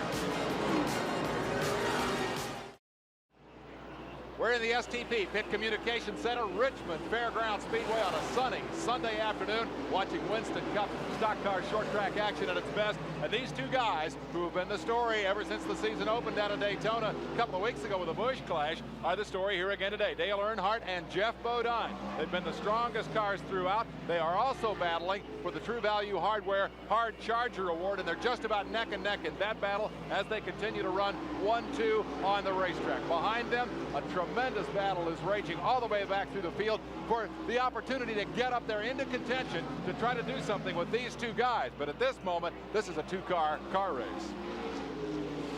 The last 108 laps have been led by car number 5. Car number 3, The Dale number 3 by Earnhardt. Earnhardt. And we're watching number 5 here. Number 3, Earnhardt, has been pulling off those laps and dominating. He gets 5 points for every lap he's out in front. And the Goody's Headache Award, I would add to that list we had earlier, the Harry Gant story, and of course Ricky Rudd for the hard luck of the day. I guarantee you, those Bill Elliott, Harry Gant, Ricky Rudd, all 3 of them, serious contenders for the Winston Cup crown, out completely. Well, I wouldn't count. I mean, Elliott has the opportunity to come out here and run for points now, and those other 2 guys don't. That's the hard news. Bodine in the number 5 car in second place, and notice that the Waltrip car has fallen back into the clutches of car number 26. Joe Ruttman, new team, the Kenny Bernstein team, and they had a onboard camera for us today, but that car got wrapped early and torn up. Apparently our camera coverage out of that machine's gone away, and of course Harry's car had a real problem a little earlier. We showed you some of that footage from inside his camera, from inside of his car with the camera on. We're getting down toward the halfway point, and shortly we're going to review some of those incidents, if you're just joining us, that happened right at the outset of this Richmond 400 today. As matters stand, 185 laps are complete. Earnhardt in this number 3 car is leading. Bodine in the number 4 is in second. And the Chevrolets are running 1-2. Then Joe Ruttman is in third. Neil Bonnet is in fourth. Kyle Petty's Ford is in fifth. Rusty Wallace in 6th. And Waltrip is a lap down in 7th. Dale Earnhardt, it looks like the farther we go, the hotter the tires get, the more dominant that the 3 car Dale Earnhardt is. Right now, he seems to have everything going his way. Jeff Bodine is in second spot. He got by Darrell Waltrip, but he cannot gain on Earnhardt. Earnhardt just simply driving away. There's the 43 car of Richard Petty, and I don't know if Richard's in the car or someone else relieved for him. Perhaps Chris can tell us. Chris? Dale, Richard's still in the car, right?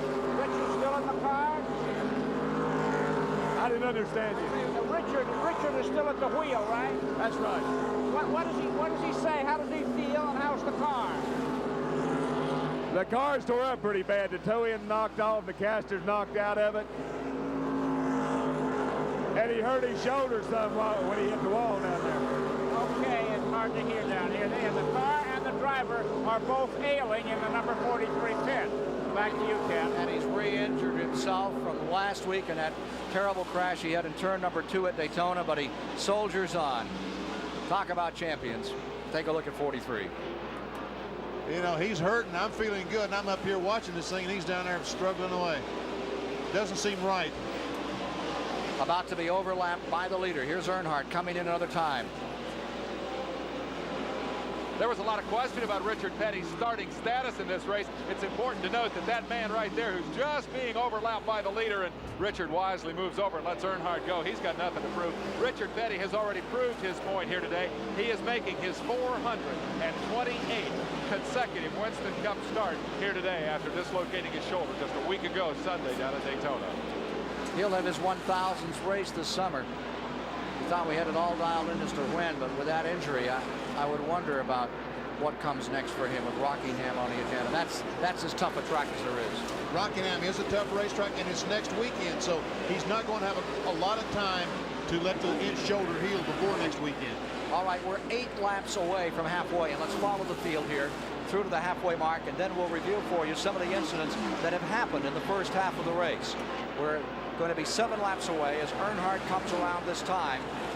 Lapping again the Mike Waltrip car, moving up on Tim Richmond's car, part of that 2-car team that Hendrick has put together. Harry Hyde now crewing, or crew chief for Tim Richmond car. And the number 3 is closing in on him now.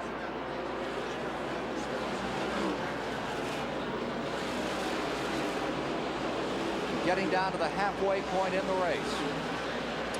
And we'll know then, we'll begin to have a feeling about which ones are going to sustain themselves. And I just have a feeling that we're going to have a battle right to the finish between the 3-car and the 5-car this afternoon. Lake Speed going in turn 3, got up high, hit the wall, did some damage to the right front of the automobile, but he kept going. I don't know if he's going to come in the pits or not, but he should, because there's some pretty serious damage to the right front of the automobile. We can see him as he comes off turn 4. See the tire smoke? Oh, that's problems. He better get in the pits pretty quickly. Jerry? Yeah, we saw something interesting that Dale Earnhardt just did strategically. He slowed down a little bit after that last set of pit stops that made the people behind him think that he was easy prey, so they expended their tires trying to get around him. When he was sure he had their tires good and hot, he drove away. And that's why he's managed to stretch out the lead right now. Onto pit road comes Lake Speed, the Mississippi driver. Nationwide's car comes in, badly beaten up in the front. He really gave it an effort here today, but he's falling further back on the field. Meanwhile, we come to 198 laps complete, this time by on the leader, Dale Earnhardt. There you see him putting a lap on Dave Marcus, the two-time winner of this race, or trying to. Ellis directly in front of him. The groove is still on the bottom of the racetrack. It hasn't moved out a great deal. We can see Earnhardt trying to pass Dave Marcus on the outside. He's having a problem doing that.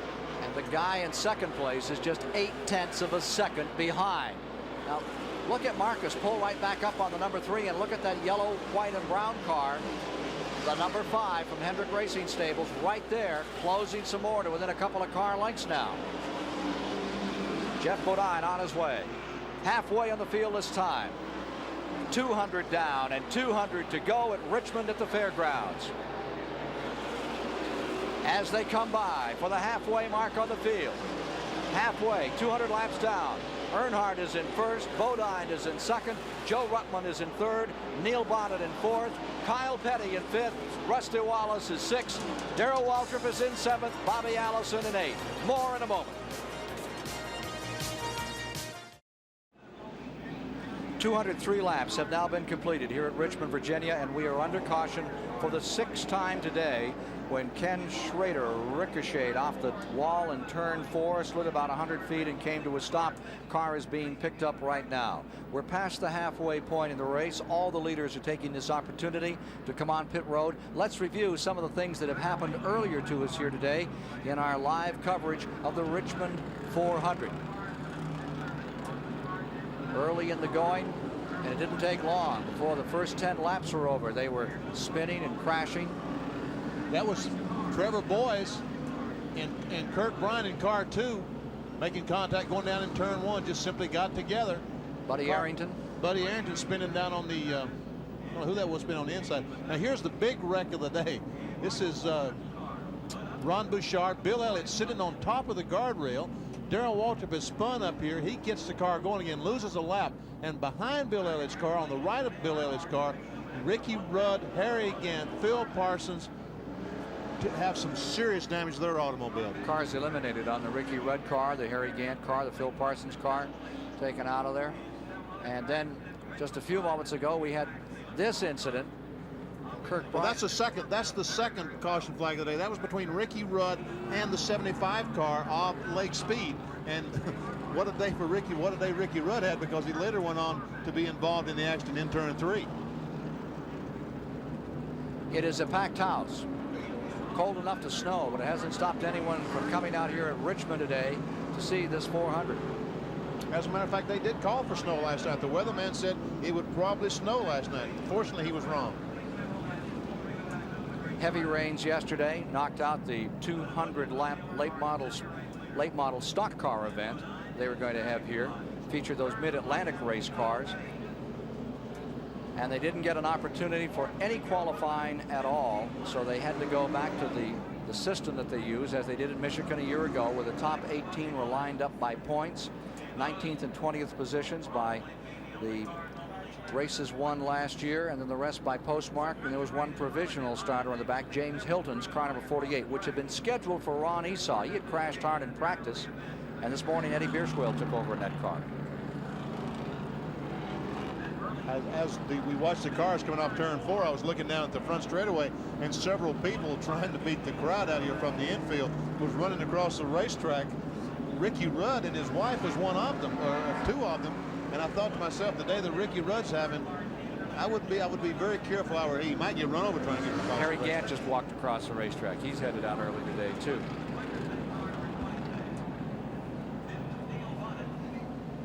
Six cautions thus far. Here is Geoff Bodine circulating under yellow. The Daytona 500 winner has been in the middle of this battle all day long. And Geoff has really got himself a nice, strong run going here. Interestingly enough, while Geoff warmed up for the race today, his parents spent the week across the street.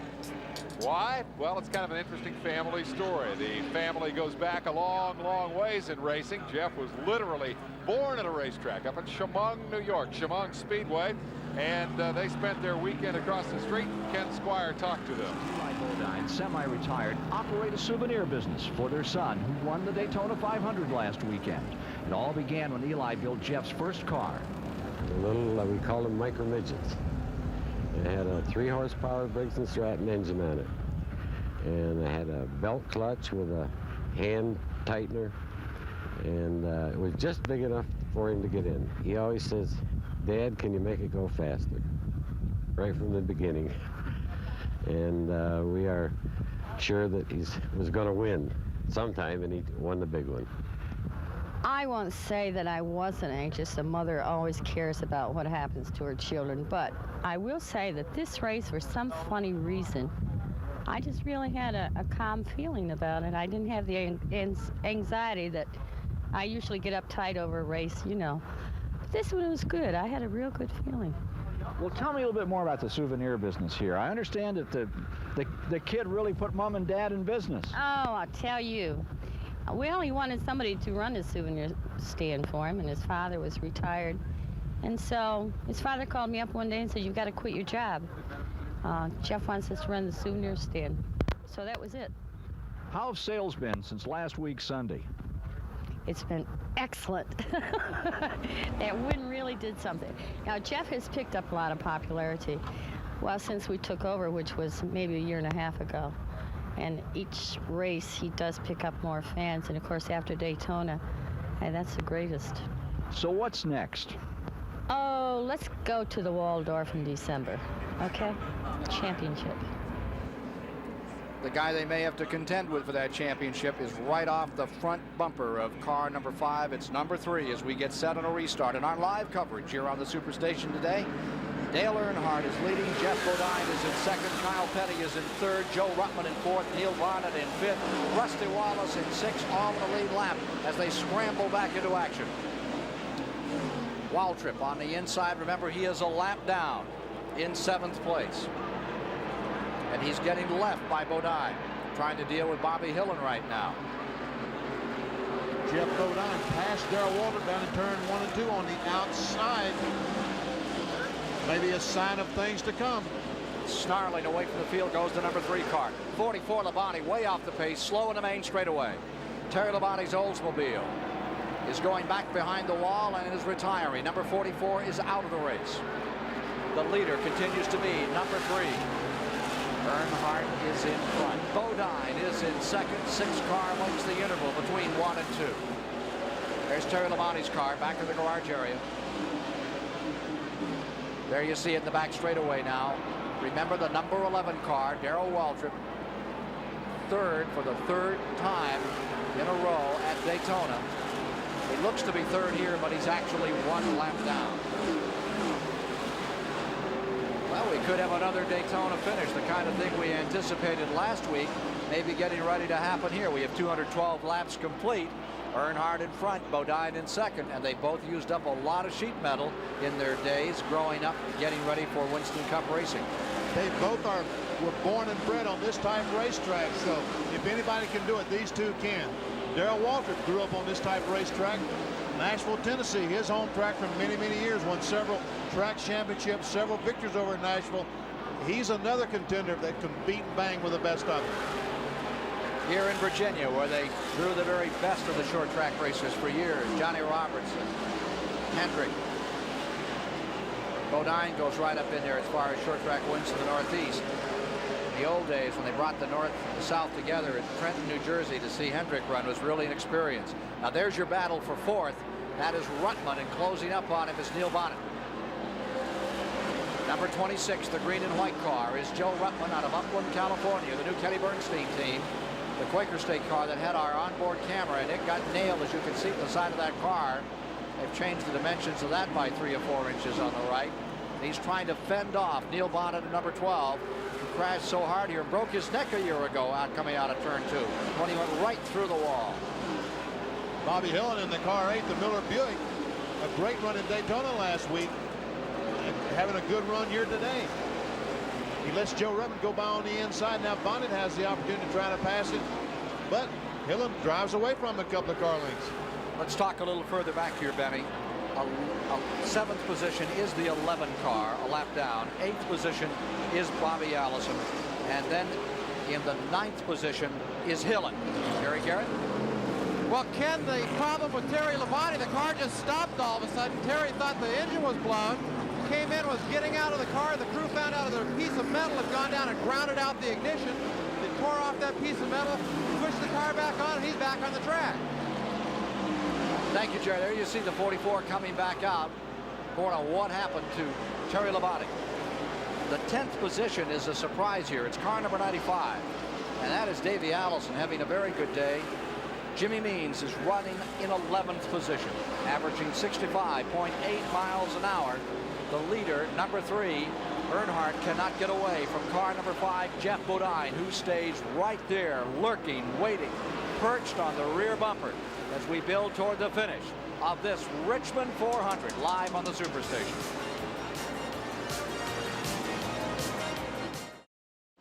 Here in Richmond, the battle is between a couple of Chevys. It is Dale Earnhardt's number 3 leading the race, and Geoff Bodine in second. But in the Hard Charger Award standings from True Value Hardware, they're still the other way around. Bodine is leading. That's largely on the basis of the early running. When he took off from the pole and led the race, Earnhardt had to work his way up through traffic. Earnhardt has led over 100 laps now later in the race and appears to be dominant right now, but Bodine still has just a little bit of advantage in terms of points toward that True Value Hard Charger Award. Which one's going to win it? Well, that depends on the outcome of the battle we've been watching for the last several laps as number 3 Earnhardt, the defending champion in this race, continues to hang on, and Bodine, who is running second and just about 5 or 6 car lengths back, moves up for an occasional foray, a challenge at the leader. Right on their rear bumper, specifically behind Bodine, we have Darrell Waltrip running 7th and a lap behind.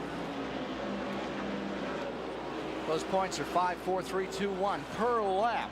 Per lap. It's going to take a mathematician to figure out exactly who does win this thing. There we see Kyle Petty, car 7, Terry Labonte, who just entered the race again, car 44, and 26, Joe Ruttman. Well, Joe Ruttman of the brand new team now running in 4th after getting slammed earlier out here, and it's been full contact stock car racing today.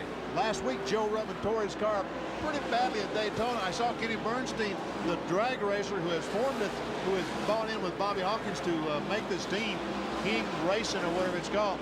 I told Kenny, welcome to circle drag racing, because that's the price you pay when you make a mistake at Daytona, jump the car. I didn't, you know, Neil Bonnet had a wheel brake on him, and that's what set all that up, and I thought Ruttman had to be injured in that terrible crash. He said he came out of that just fine. He said, but you talked to me about Rockingham, and I'll tell you what hurt is.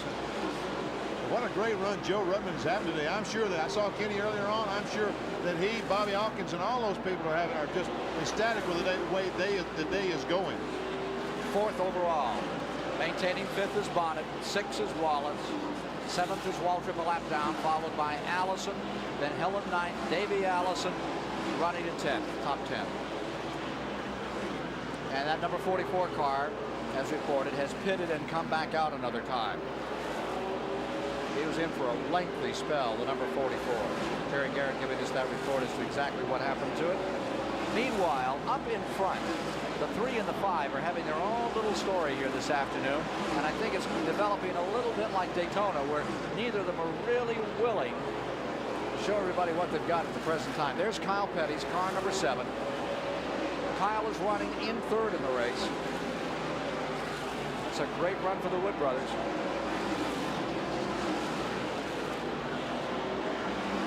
Kyle seems to be driving away from Ruttman. Just it seems like he's gained a few car lengths, although the Labonte car is between he and Joe Ruttman. Maybe Joe is having a little problems getting by Terry.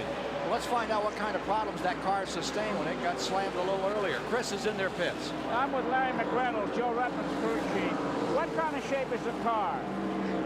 Well, we got a lot of sheet metal damage, and that's about it. I'm just trying to stay after it, about taking care of the car and taking care of the brakes, and maybe we can come home with a good finish. What is Joe telling you? The car feels pretty good. I mean, we hadn't made a lot of changes to it because it stayed that way pretty much all day. We changed the tire stagger just a little bit, but other than that, he said it feels pretty good. Thank you very much. Here you have it from Joe Ruttman's crew chief, Larry McReynolds. Thank you. Larry McReynolds with a brand new team, and he's doing a beautiful job of that organization. Joe Ruttman suffered a real heartbreaker here in '82. He spun up here on this fourth turn. He was leading about 244, 245 laps into the event. And 1 lap later, it started raining, and then the race was flagged to a halt, and he wound up the day 15th. Here at Richmond Fairgrounds Speedway in Richmond, Virginia, we're watching Dale Earnhardt dominate in the Richmond 400. I would not presume to speak for the likes of Ken Squire, Benny Parsons, Chris Economaki, Jerry Garrett, our panel of experts gathered here to cover this race. But later today, when we vote for the champion spark plug racer of the day from Richmond, this guy has got to be in the running. Earnhardt, for want of a cup of gas, missed a victory in the Daytona 500, or at least a potential victory here today. He's come back, he's met his Daytona 500 rival Geoff Bodine, and thus far, he's run Bodine into the ground. Earnhardt, thus far, has the inside track. We've got 150 laps to go, and to call that action, let's go back topside to Ken. Dale Earnhardt stays in front with his car number 3. Bodine seems to settle back and just wait. Some 12 car lengths behind the leader at the present time. Kyle Petty is having a great run in 3rd. Joe Ruttman in 4th. Neil Bonnet is in 5th. But if I were to vote for a racer of the day in this event for champion spark plug, one of my leading candidates would be Rusty Wallace. He has been smacked and hit, but car number 27 has stayed with it, and he has stayed somehow in the lead lap. And every bit of luck he's had on the track has been a little unfortunate. His car is badly thrashed, but he stays out here and keeps running. Now, he's made 2 previous runs in this racetrack, and both times the track has been very unkind. He was 16th in '84, and last year after an accident was credited with 27th. Today he stays in the lead lap for the Blue Max Racing Team. There you see him, Rusty Wallace in 6th position. There's still a long way to go, and as dinged up as that car is, that guy can still be around at the finish, and anybody who's ever seen him in the ASA will tell you he's as good as they come. Darrell Waltrip says this is the next superstar. I wouldn't be a bit surprised. And, you know, we look at all the damage on these automobiles, and Joe Ruttman's car is living proof that the exterior damage that we see is purely superficial. It's what's on the inside that really truly counts as to how that car goes around this racetrack. And when you talk about what's on the inside, you talk about heart, and no one has more of it than that man at number 3. Dale Earnhardt out in front, and he just does not quit. And he was so gracious last week after he lost. He laughed off that $200,000 lap. He said, well, that's racing, and was able to walk away from it. But Ken, he's laughing on the outside, but believe me, he's crying on the inside. Still got a lot of style. Earnhardt out in front. Bodine maintaining 2nd, and they're willing to sit on it for the moment. But now Bodine has cut the advantage to about 10 car lengths. He's moved up a little here in the last 4 or 5 laps. There you see Earnhardt. Won this race last year. He has a great finishing record on this track. Isn't it funny how you see the guard change? Here is Bodine running in 2nd place. Geoff Bodine in 2nd. Geoff says that he tries to control his temper when he's driving out there. I try to control myself on the racetrack as well as off. You know, we've got a pretty dangerous weapon that we're sitting in, and we can use it as a weapon if we wanted to, if we choose to, but that isn't what it was intended for. It's intended to go out there and run around this oval and as many times as we can make it, and faster than anyone else, and get across that line before the other guy, and that's what I try to use it for. And sometimes it gets pretty tough to control your emotions on the speedway, and we do shake a fist now and then at our competitors, but that race car was meant to race, not to crash into people. We try to do that with it. Geoff Bodine crashed a lot of cars and raced hard for Dick Armstrong for years up in the Northeast in the modified ranks. And here he is leading in the Winston Cup ranks this afternoon. We were mentioning earlier the style of this guy. He had a commitment last Sunday night. His commitment was to make an appearance and sign some autographs. And so he just won the biggest stock car race there is to win. You can find him at a department store from 8:30 to 10 signing autographs after the race. And then after that, he went down to a fast food place and had a hamburger with his wife and went to bed. That's how he celebrated the biggest win there is in stock car racing. Here's Chris. Okay, Junior Johnson, the only team manager who does not work from his pit, but finds a vantage point high in the infield where he can see the whole track. His headset can talk to either driver, Darrell Waltrip or Neil Bonnet. Junior Johnson does it differently. Back to you, Ken.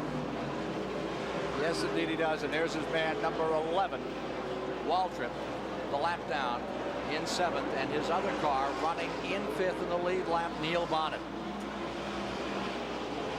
Waltrip has not been able to make up the difference, and that snout, that SS nose on the Monte Carlo, looking sadly abused. Darrell Waltrip doesn't have anything today for Dale Earnhardt or Jeff Bodine. You know, as we were talking and as Chris made his report from down in the pits, I was looking at the car 5, the Levi Garrett Chevrolet of Jeff Bodine's. As it went by, there is not a mark that I can see on that car. We talk about how tough the Bodine is, what a hard driver he is, but I cannot find a mark on the car anyplace. The number 3 car stayed out in front and mostly out of trouble all day. We were talking about this number 5 and how he met his commitments after the race. You know what Gary Nelson did to celebrate his victory? He drove home, got home at 3 o'clock in the morning, got up at 8 and went to work on the Richmond car. Well, life in the fast lane. Life in the fast lane. So, folks, this business is not as glamorous as you would think it would be. I drove home myself. I left Daytona about 5 o'clock, got home to Alabama about 2 o'clock in the morning. Last week, all the glory belonged to this guy, Jeff Bodine. 140 laps from now, we'll know who's going to walk out of here as the king of Richmond, Virginia, as TBS Sports coverage of the Richmond 400 continues.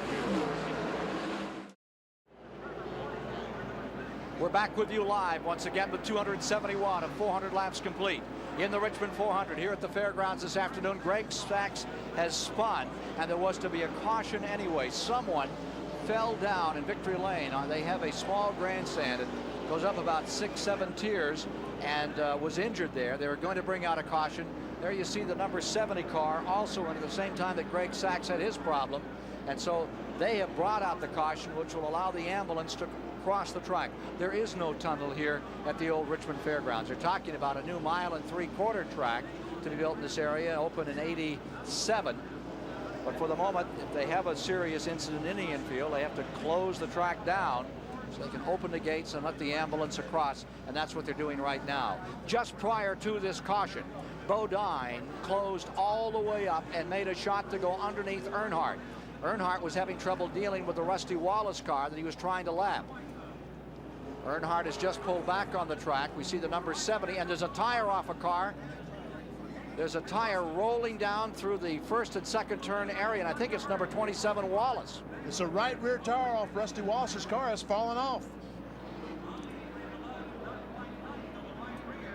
There you see the number 70 lying there, McDuffie's car we were talking about just a few moments ago.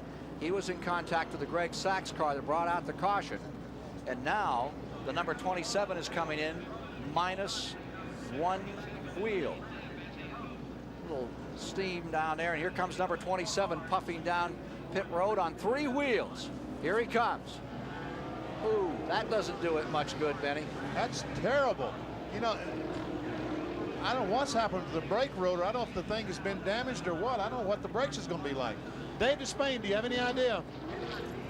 Nothing further from down here except that they're going to have to scramble to get that car back together and back out onto the racetrack because they are losing laps here under yellow. Everybody has come into pit taking advantage of the yellow flag, but Wallace is still hard at work on that car. Under caution, 275 of the 400 laps are now complete, and the battle is still enjoined right up front between Dale Earnhardt at number 3 and Jeff Bodine. Bodine had closed all the way up. I think we're about a lap away from a restart here, and when we do, it'll be Bodine versus Earnhardt another time. Jerry Garrett has a report from the pits.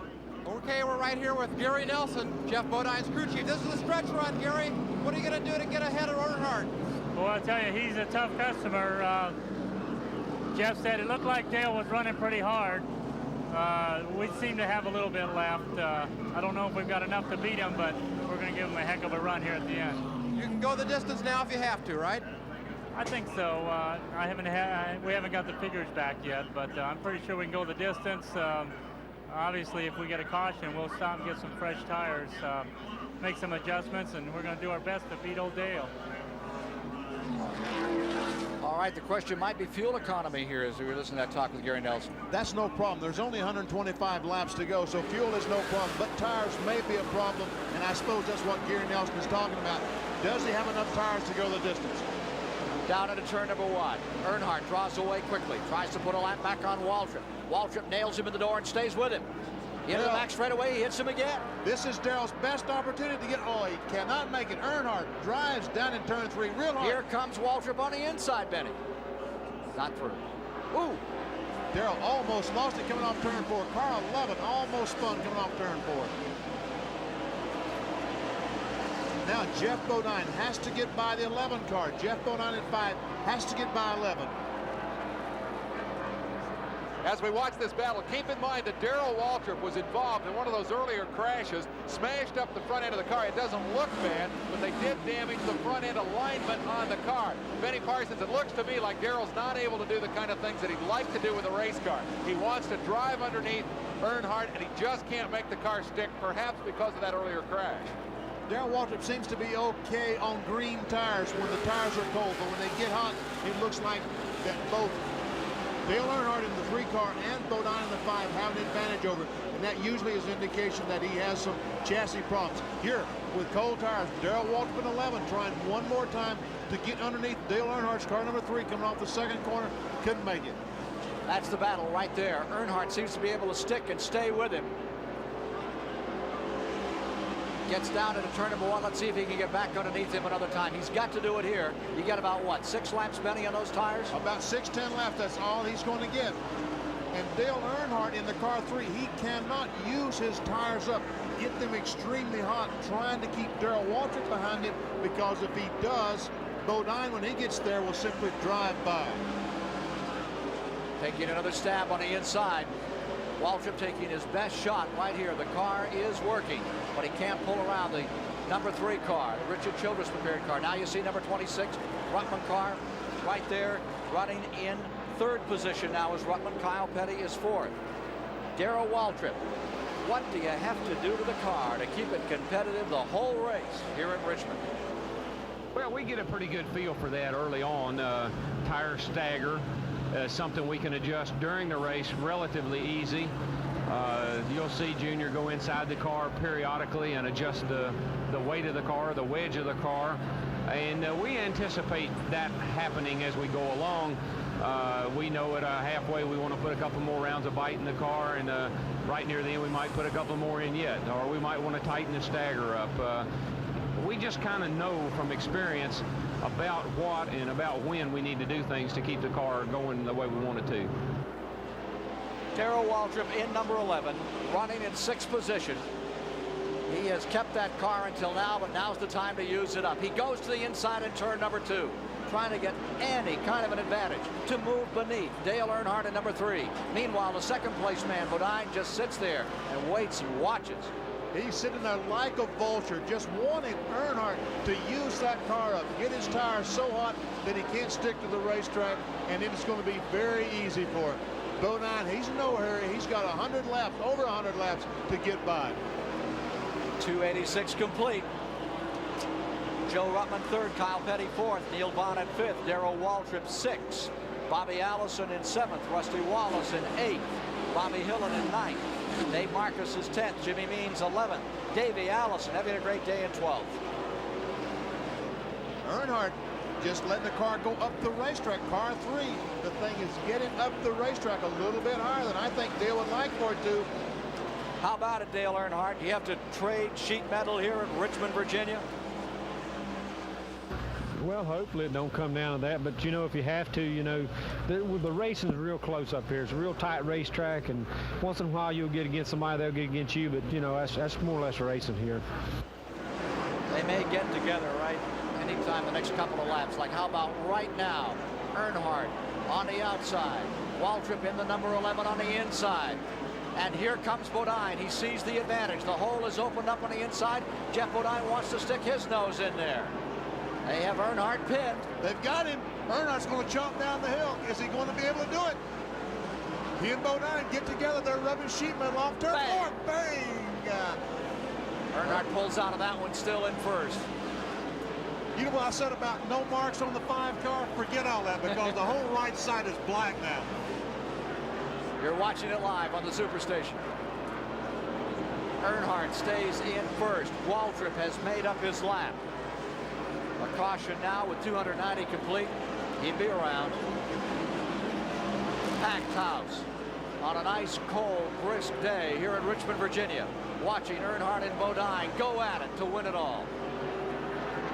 I think a couple of things happened there. We saw Darrell Waltrip get his lap back, but we also saw some measure of the determination that Dale Earnhardt has when it comes to a race with Geoff Bodine. Those two bumped and battered just like that all the way down the backstretch at Daytona in the Busch Clash. They hammered on each other through the 125 qualifier down at Daytona. They were beating on each other again in the Goodies 300. And when it came down to the Daytona 500, Earnhardt felt like he had a little score to settle, and he ended up losing the race because he ran out of gas. Here at Richmond, you know Dale Earnhardt is not going to let Bodine drive by him. And Joe Ruttman is right on the back bumper of the 5 car. Joe Ruttman, car 26, right on the back bumper of Bodine.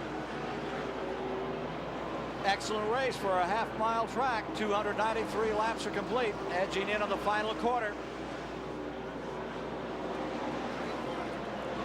Dale Earnhardt stays in front for the moment. Bodine is in second. Ruttman ready to challenge in third. More in our live coverage in a moment. Here at Richmond Fairgrounds Speedway, the running order in the True Value Hardware Store Hard Charger Award now reflects the running order on the racetrack. Earnhardt has finally led enough laps to move ahead of Geoff Bodine in that run in which the top 5 True Value Hard Chargers will split $5,000 here today. Neil Bonnet is currently 3rd in that ranking. He's been in the top 5 all afternoon. He has not yet led the race. It looks like these two guys are going to decide not only the True Value Hard Charger Award, but also the Richmond 400 within the next 100 laps. Let's go to Chris Economaki. Okay, I'm here with Richard Childress, the crew chief or the car owner for Dale Earnhardt. Dale, your last scheduled pit stop has been made. The car doesn't seem to be working as well as it was. If you have to stop again, what will you do to it?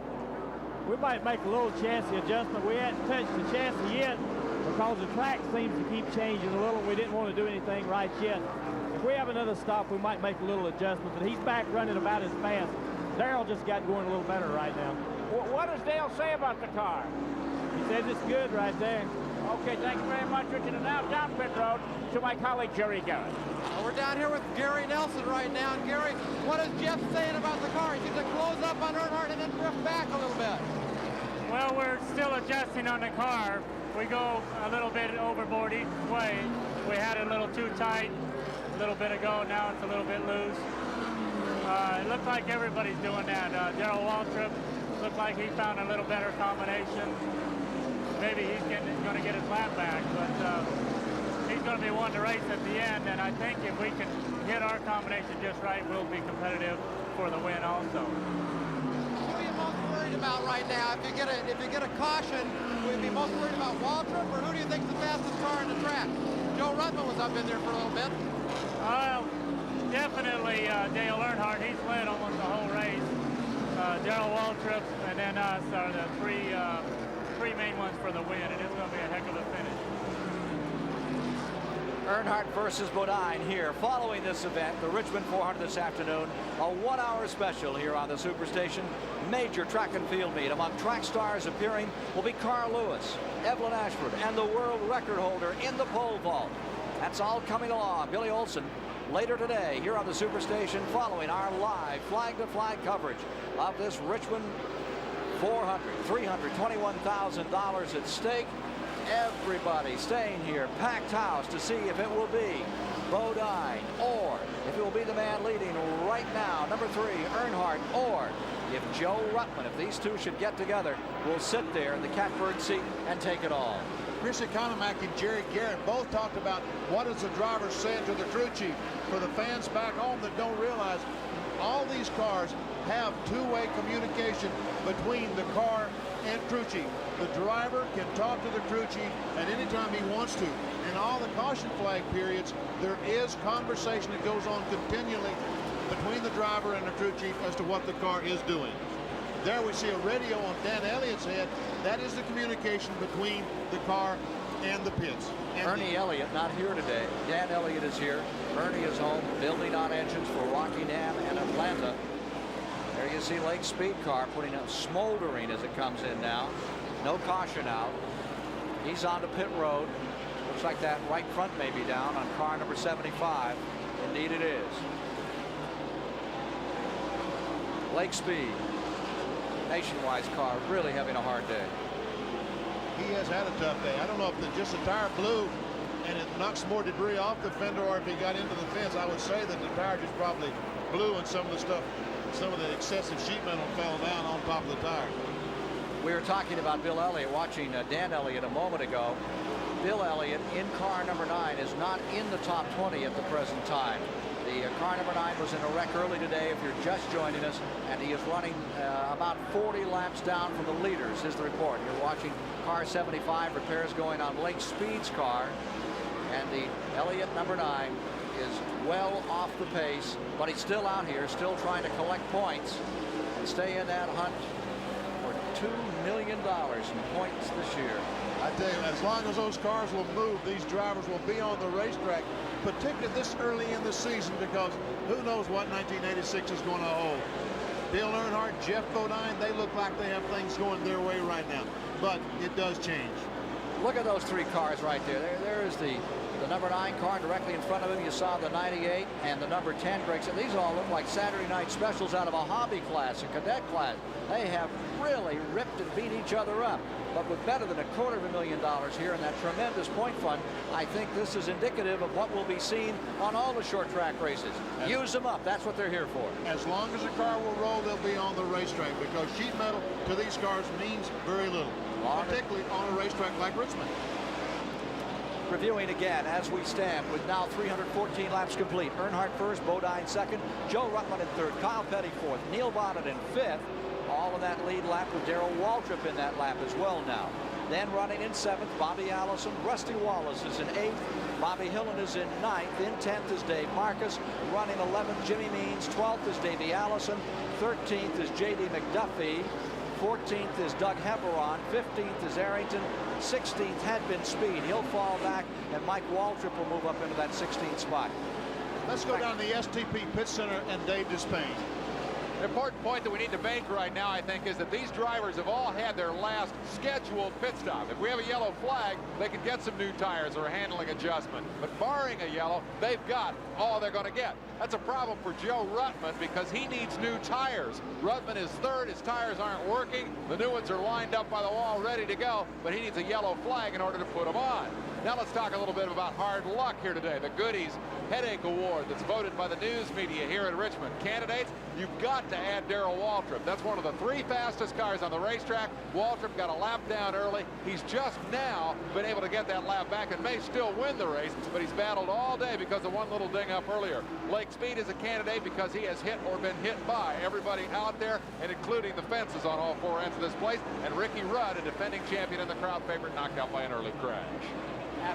After 7 cautions, 318 laps have been completed with an average speed of about 70 miles per hour. And it's still Dale Earnhardt dominating here in our live coverage of the Richmond 400.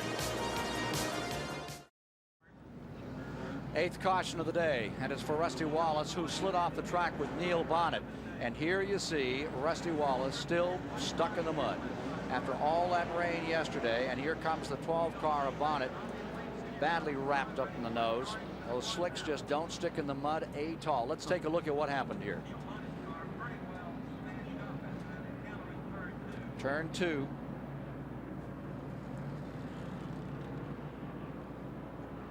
Neil's car was up in the fence and taking evasive action down to the inside. The 27 car landed in the creek. So Rusty Wallace has gone down several laps The 12 car, which is running in that lead lap and had been running well all day, now falling off the pace. But the major story from another angle, you see it now, is that Waltrip has made up that lap, and he'll be right in there behind the leaders. Exactly right. Darrell Waltrip made the lap up. He's in the same lap. He'll be right behind.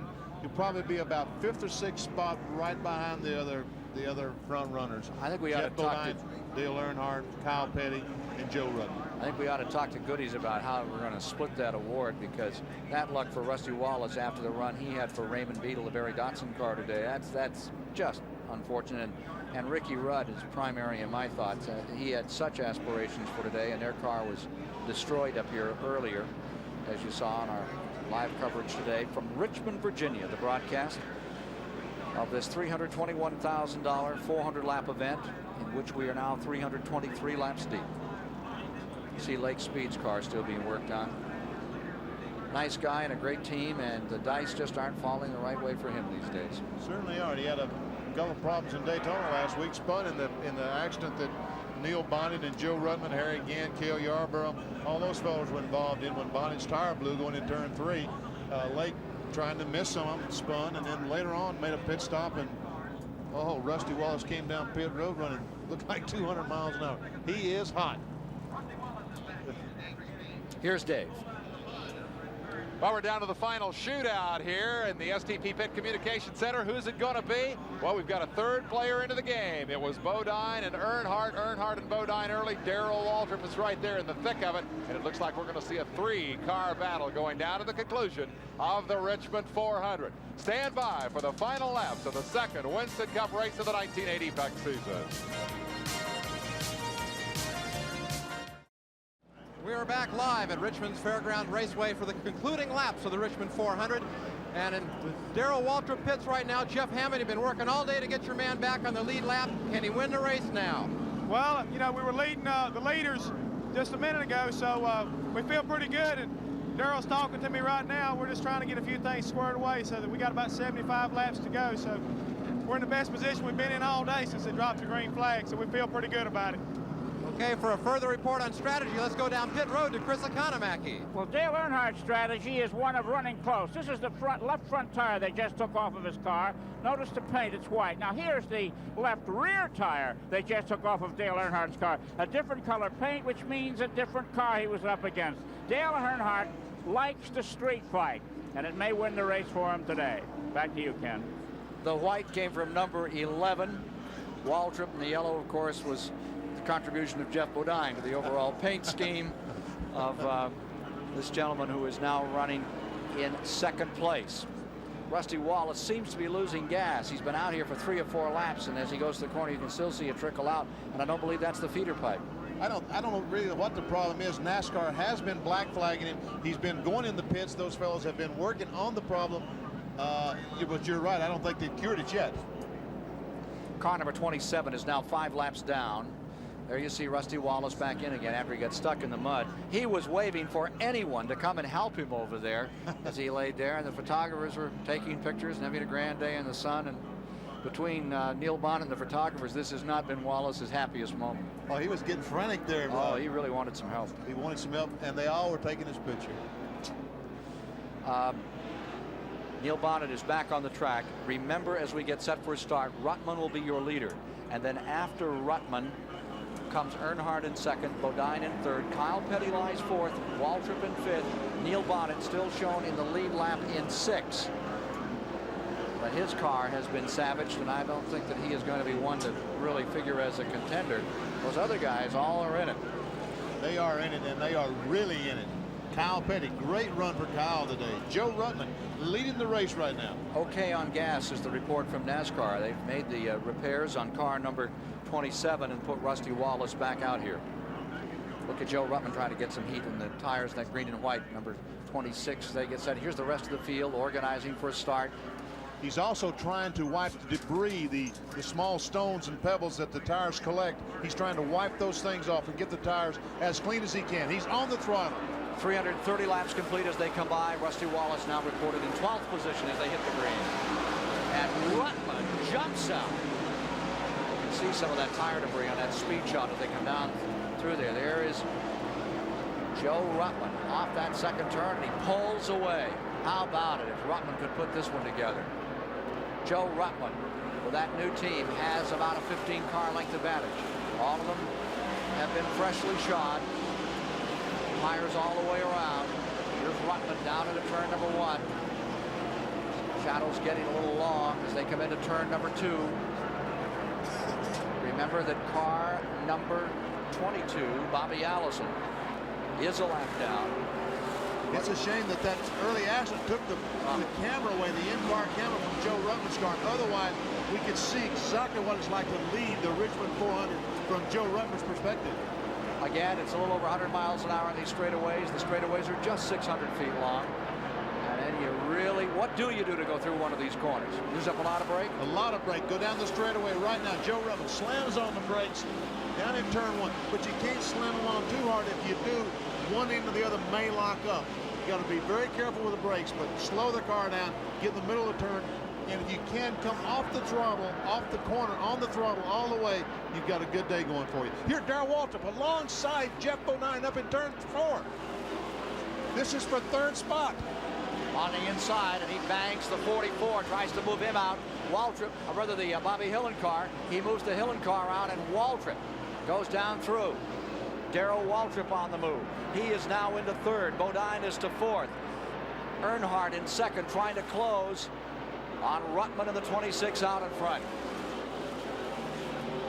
Joe Ruttman's got a new lease on life here. You remember we commented that just before that yellow flag, he was stuck out there with a bad set of tires. They brought him in, they put new rights on. He not only got the tires he wanted, but because he was able to get out of the pits earliest, he is now in front of Darrell Waltrip and also Dale Earnhardt and Geoff Bodine. Waltrip may be the most fortunate man of the entire race, though he finally got that lap back and is in position to win this race. For more on the pit strategy, let's go to Jerry Garrett. Well, Dave, the latest from Gary Nelson, Geoff Bodine's crew chief, is on that last pit stop. For the first time all day, they took bite out of the car. First time they laid a wrench on the car. Doesn't seem to have helped the handling. They're a little concerned. Darrell Waltrip needs a break. He needs, when Dale Earnhardt gets to the 26 car, Joe Ruttman. We see Earnhardt, number 3, when he gets to Ruttman, he needs for Ruttman to hold Earnhardt up. Don't let him pass so easily. Let Darrell Waltrip catch up, because right now Waltrip has the quickest car on the racetrack. 2.5 seconds between Earnhardt in second, Waltrip in third, about a half second back to fourth spot, number 5, Bodine. There you see the leaders. Joe Ruttman, I watched him coming off turn 4 just a couple of laps ago. He is driving his heart out. He's coming off that, we can see him sideways, using the steering wheel, using the throttle, anything he can to get every ounce of speed out of that Buick. But I don't think he's going to be able to hold that 3 car back. Dale Earnhardt's coming. Benny, you just answered my question. I wanted to ask you. You seem so confident, so sure that Earnhardt was going to drive right up there with him. Is there any doubt in your mind that Earnhardt could go around the number 26 car of Joe Ruttman, or is Joe just out there hanging on? I think that Dale Earnhardt can pass Joe Ruttman very easily. When he's not going to do it easily, because Joe Ruttman is leading this race. But Darrell Waltrip needs for Earnhardt to be held up for a couple of laps. If he can hold him up for a couple of laps, Darrell Waltrip could win this thing.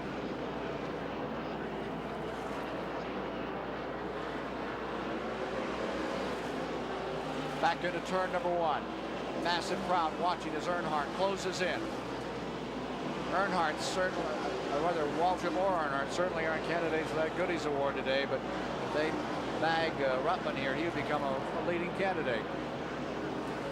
Here's Ruttman out in front. You've got to be so easy on the throttle. One thing you don't want here is tire spin as you come out of that number 2. You can waste it all right there if you're not really careful with 600 horsepower under your right foot. And see, Ken's so true, because once you start spinning those tires, it compounds the problem. It gets worse and worse and worse. There, Earnhardt, he's there. He's on the back bumper of Ruttman. He's within 2 car and a half length now as they go into turn number 1. And there is 6 feet, 3 feet. And as they close up for the lead, Waltrip hopes they get into a real conflict and will give them a chance to close it up. Kenny Bernstein has a chance to win a Grand National race in only his second start. 3-time World Drag Racing champion, but down to the inside. There's the move. And it's Earnhardt back underway and into the lead. That's what Darrell Waltrip did not want. He wanted Ruttman to hold Earnhardt up for 2 or 3 laps, give him time to get there, because we can see Darrell Waltrip's game. He's coming, but I don't know. Now he's got the job of getting by Joe Ruttman.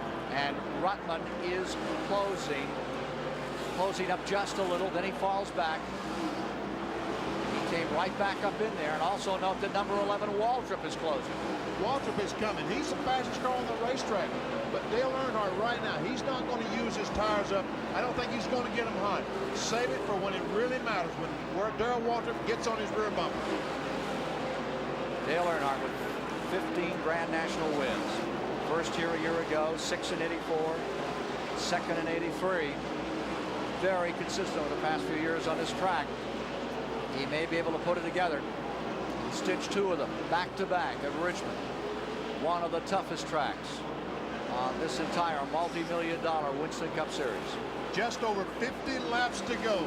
Dale Earnhardt in car 3 has got his work cut out for him if he's going to keep Joe Ruttman in 26 and Darrell Waltrip in 11, and particularly Darrell Waltrip in 11. He's coming. There you see it, 10 leads changes among 8 drivers thus far in the event.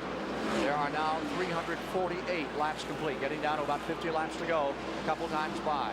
Right behind Bodine, don't forget Kyle Petty, still very much out here. Waltrip got by Joe Ruttman with ease. Now then, nothing between he and Dale Earnhardt but space. Closing up out of 3. He just drove by him. He just drove by him. Ken Schrader, he was black flagged. They were beginning to lose the windshield in that car. The molding had come off, and car number 90, Judy Donlevy's car, out of the Virginia area, and there you see him dropping to the bottom. And closing up comes Waltrip.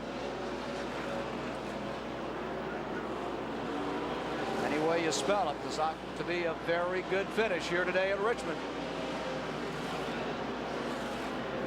From the pits, we learned from the Waltrip camp that his car is handling very, very much better since they adjusted on the left rear at the last pit stop. I think that the pictures speak for themselves as he reels in the number 3 lead car of Dale Earnhardt, but we do have confirmation from the crew. Darrell says it's handling like a charm. My question to Benny Parsons is, when do you make the move? There's 50 laps left in this race. Does he try to get around Earnhardt quickly and pull away, or does he sit back there and wait sort of Daytona Super Speedway style for late in the race, put him away and win it? He tries to get by Dale Earnhardt as quickly as he can, because all day it's shown that Earnhardt, once the tires get hot after 40 or 50 laps, seems to have the dominant car. Waltrip needs to do it right now while his tires are still cold. What I'd like to know is what's happened to Bodine. He seems to be backing up.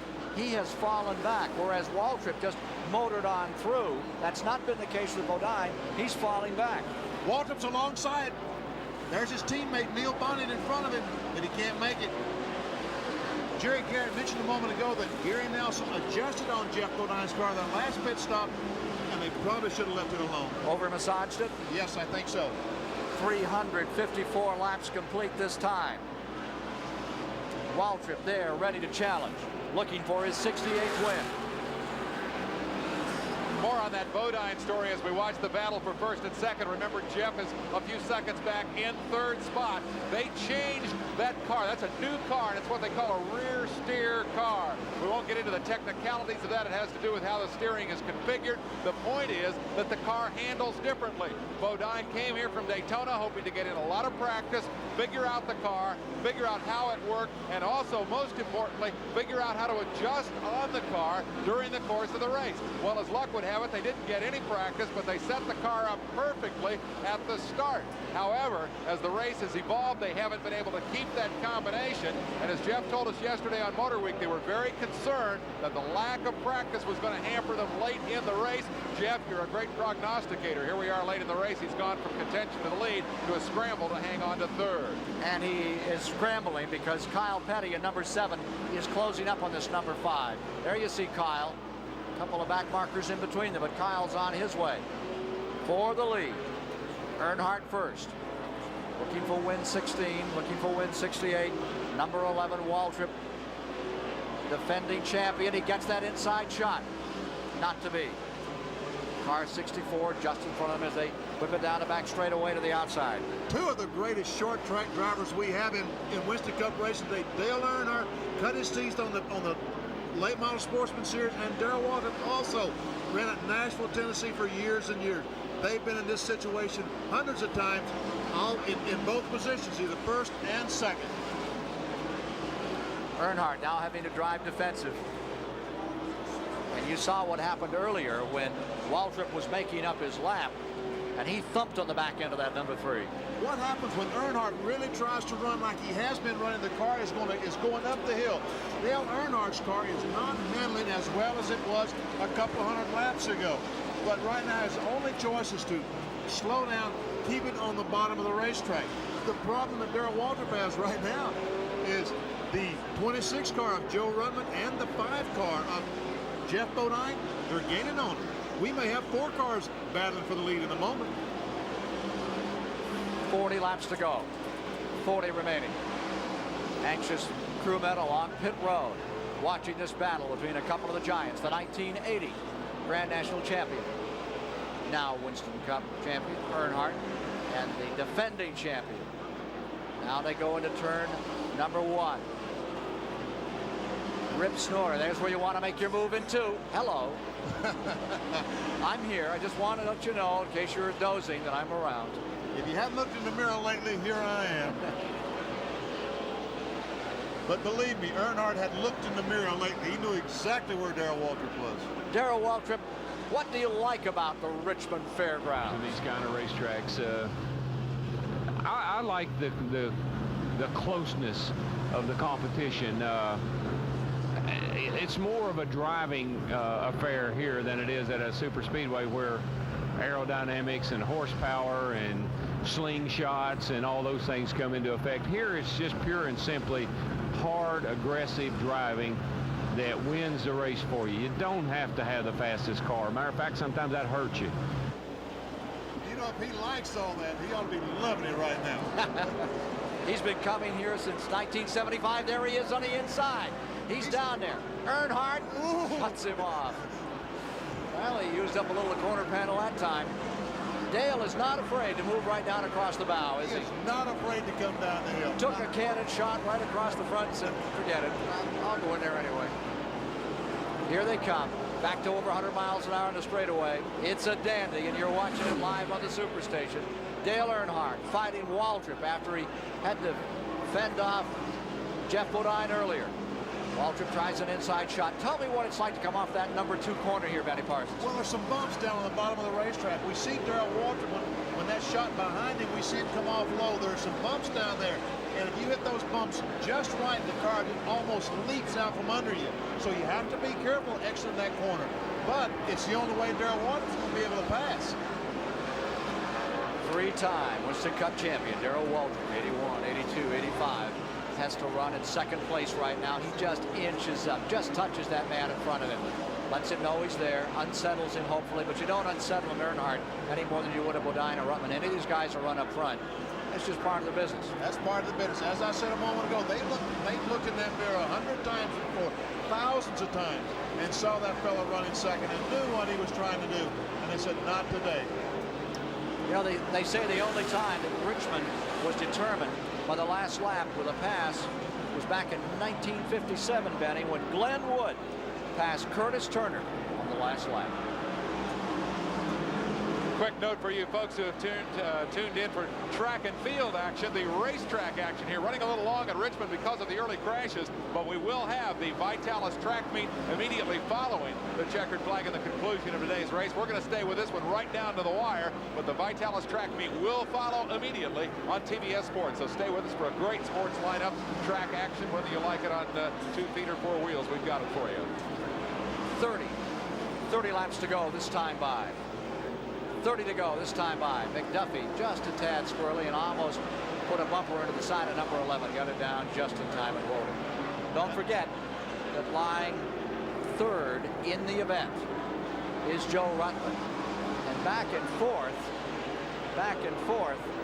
is Geoff Bodine. And he's back a ways, about a third of a lap down. Almost more than a third of a lap down. He's about a straightaway. Geoff Bodine about 1 straightaway, 3 or 4 seconds behind the 2 leaders right now.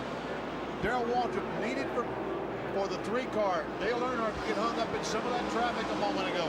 Earnhardt, the expert, getting through the traffic, had no problem. Waltrip, car 11, has to follow him through. All right, we're going to go away for these final messages and then be back and stay with you right through to the finish. 372 completed 400 in the Richmond 400.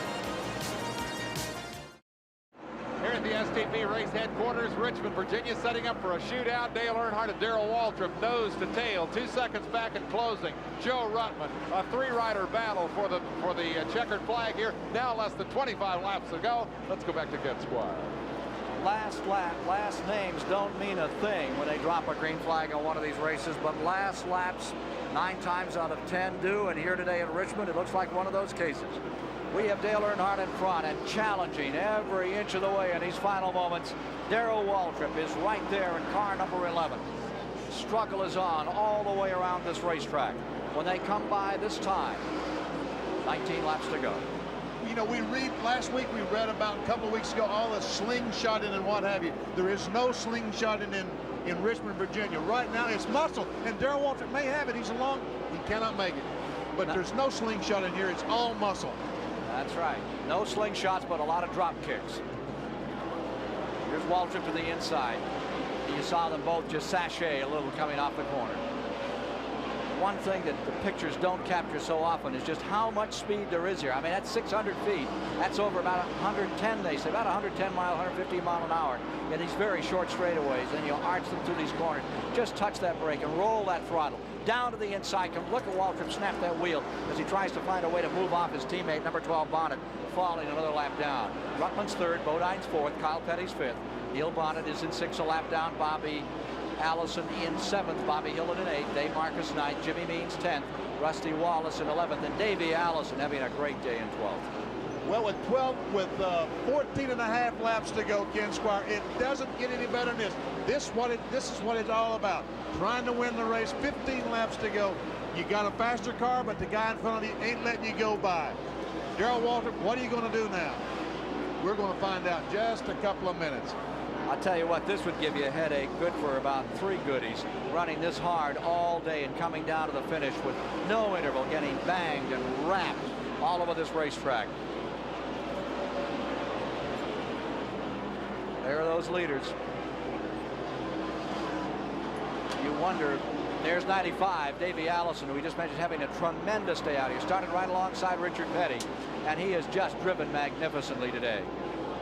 Let's go back with the leaders now as cars number 3 and 11 go down the main straightaway into turn number 1 with 386 laps now complete. Waltrip looks like he's getting ready to make the move. He wants to get through that. Joe Ruttman stays in third. He is about 2.5 seconds back. Bodine has closed up a little on him, but Bodine is off his feed. Good time to look at the history book here at Richmond. Dale Earnhardt won this race a year ago. Darrell Waltrip won the fall race. Career-wise, that was Earnhardt's first win on this racetrack. Darrell Waltrip has won here 6 times. And in fact, his team, Junior Johnson's team, has won half of the short track races that they've run over the last 10 years. If you got to put an historian's dollar down on this battle, put it on Waltrip. No question about that, David. I mean, the history of Waltrip on short tracks with Junior Johnson has been an incredible story, and it looks like it may get written again. But Earnhardt, who's having to worry about what's out front, has to worry just as much about what's out back. He's got to worry about all those lap cars in front, and he's got to keep eyeing to see where that number 11 is going to make its move. Yeah, the only problem with Junior Johnson having won 50% of the short track races, he didn't have that car 3 in front of him that many times, because I tell you what, Waltrip in car 11, he's got his work cut out for him. This is exciting. 10 laps to go when they come by this time. Down for the finish. You're here on the Super Station watching one of the super short track races on the Winston Cup Tour. 10 to go. And you're seeing millions of dollars worth of talent being stretched right to the limit. It has been a put the hammer down and hammer on the bumpers all afternoon kind of auto race. Waltrip is there. You know, I love short track racing, and when you get to see the very best of America's stock car drivers perform like this, Benny, I don't think it gets any better than this. I love the super speedways, but this to me is special. When they get out there and do their stuff like they have in 3, 4, 5, 600 races over their lives, it's quite a show. It is exciting. And as I mentioned a moment ago, there's no slingshotting, there's no draft. it's muscle. Nothing but muscle. Horsepower, handling, tires, driver, everything about a race car it takes to win you. And when you figure they've slung those 3,700-pound cars some 800 times around this thing in this relentless move. No dilettantes here walking off the court because of some official call. They'll hang it in there all the way. Now there's some traffic right up in front of them right now. Jimmy Means at Lake Speed. Up there goes Waltrip trying the outside. Let's see if he does a fake to the inside. Waltrip likes that move. He used to do a lot in Nashville. He'd throw the dummy on the outside and bang you on the inside. Jimmy Means is there. At 52. Great day. Oh, he touched Earnhardt. Jimmy Means touched Earnhardt coming out of the fourth corner. Dale got a little bit sideways, but not enough to get him to spin him around. If you're just joining us, again, note that number 9 is about 39 laps down, 40 laps down. His car got savaged here early in the going, and this track is just not Elliott's track. He lost a car here last year. 5 laps to go. 5 laps to go. This time by Waltrip moves in. He's running out of time. Darrell Waltrip's running out of time. If you've been with us all the way through this, remember of 100 laps or so ago when Waltrip was a lap down, he threw a punch and knocked Earnhardt sideways, and then they turned around and did it the other way around. Benny, are they even, one punch apiece, and now they'll settle it on a final lap? They're even right now. I was thinking about that a moment ago, but they're even right.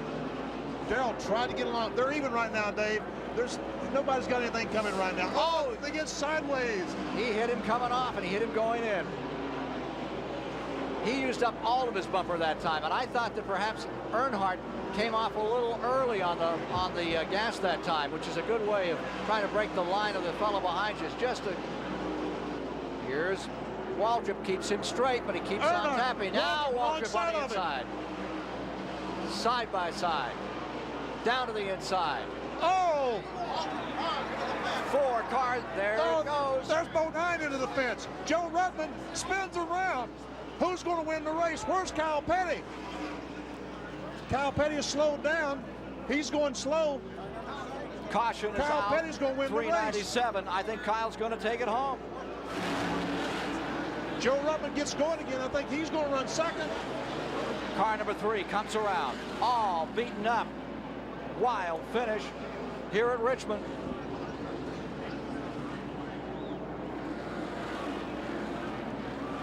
Earnhardt's got his car going again, but Kyle Petty has passed him while he was sitting over there. Joe Ruttman has passed him.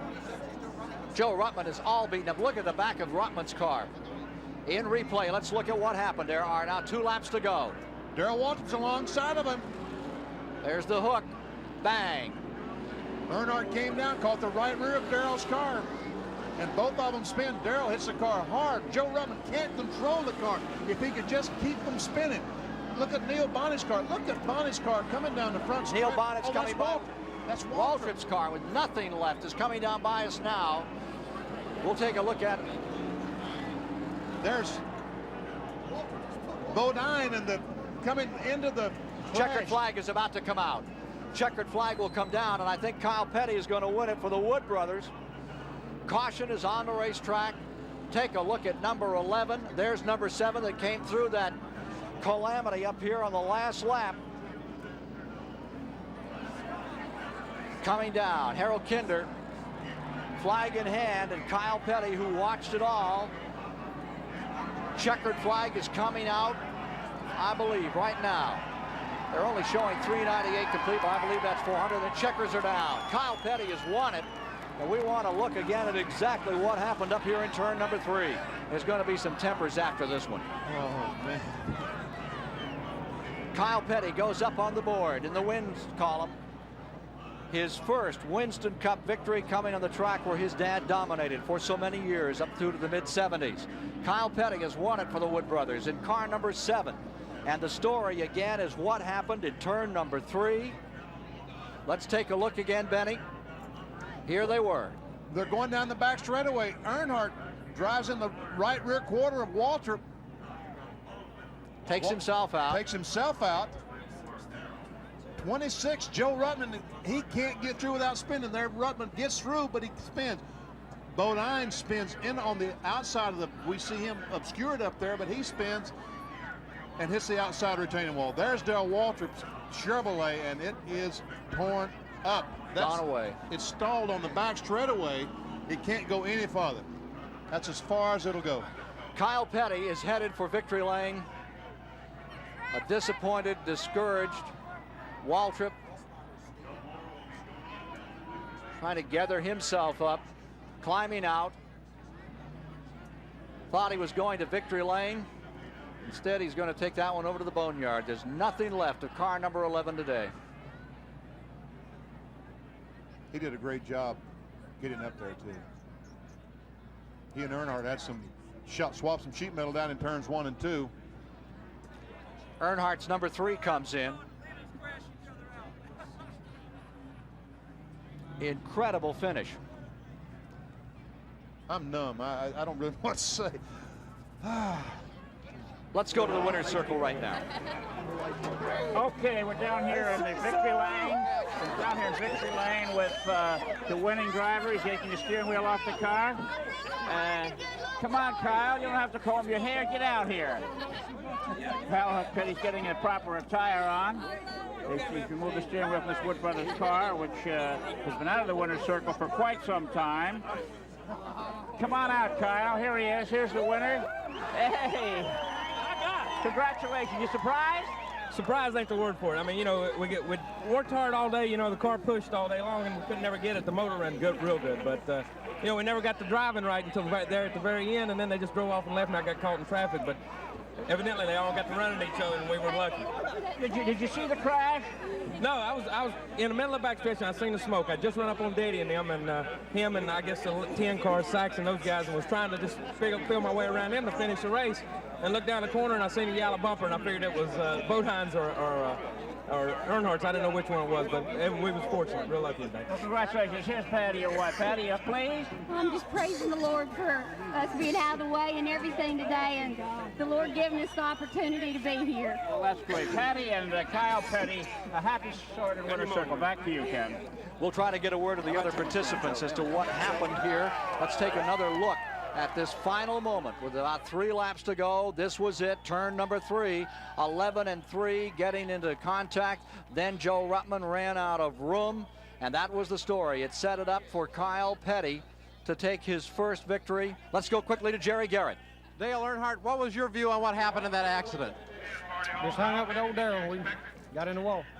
Close racing all day. Do you think it was going to come down to that? I was hoping we could race on, but we just hung up. Congratulations, old Kyle. You know, he's sitting in the right place at the right time. Who do you feel hit who on that last thing between you and Darrell? I just racing. I ain't going to, you know, me and Darrell's got to race week to week. There ain't nothing to it. Okay, obviously not too anxious to talk about it too much more. We'll try to get a word with Darrell Waltrip. Still looking very disappointed. They said there was some gesturing between the two of them after that incident. We'll give you more of the story in just a moment here on the Superstation. Well, there you see Darrell Waltrip secluded with his crew on the back straightaway, and he does not want to talk to the press. He's still over there, and now he's walking away from the car. You're watching these pictures live from Richmond, Virginia, after one of the most dramatic finishes in the past several years, Benny Parsons. I mean, you get right down to the last 3 laps, and then all the fireworks went off, and Kyle Petty wins his first. Unbelievable. Dave Despain, what have you got to add? We got a couple of things to take care of in the way of the money that these guys are going to win here today. Kyle Petty has won the race, so it's going to be one of the biggest paydays of his career. Ruttman second.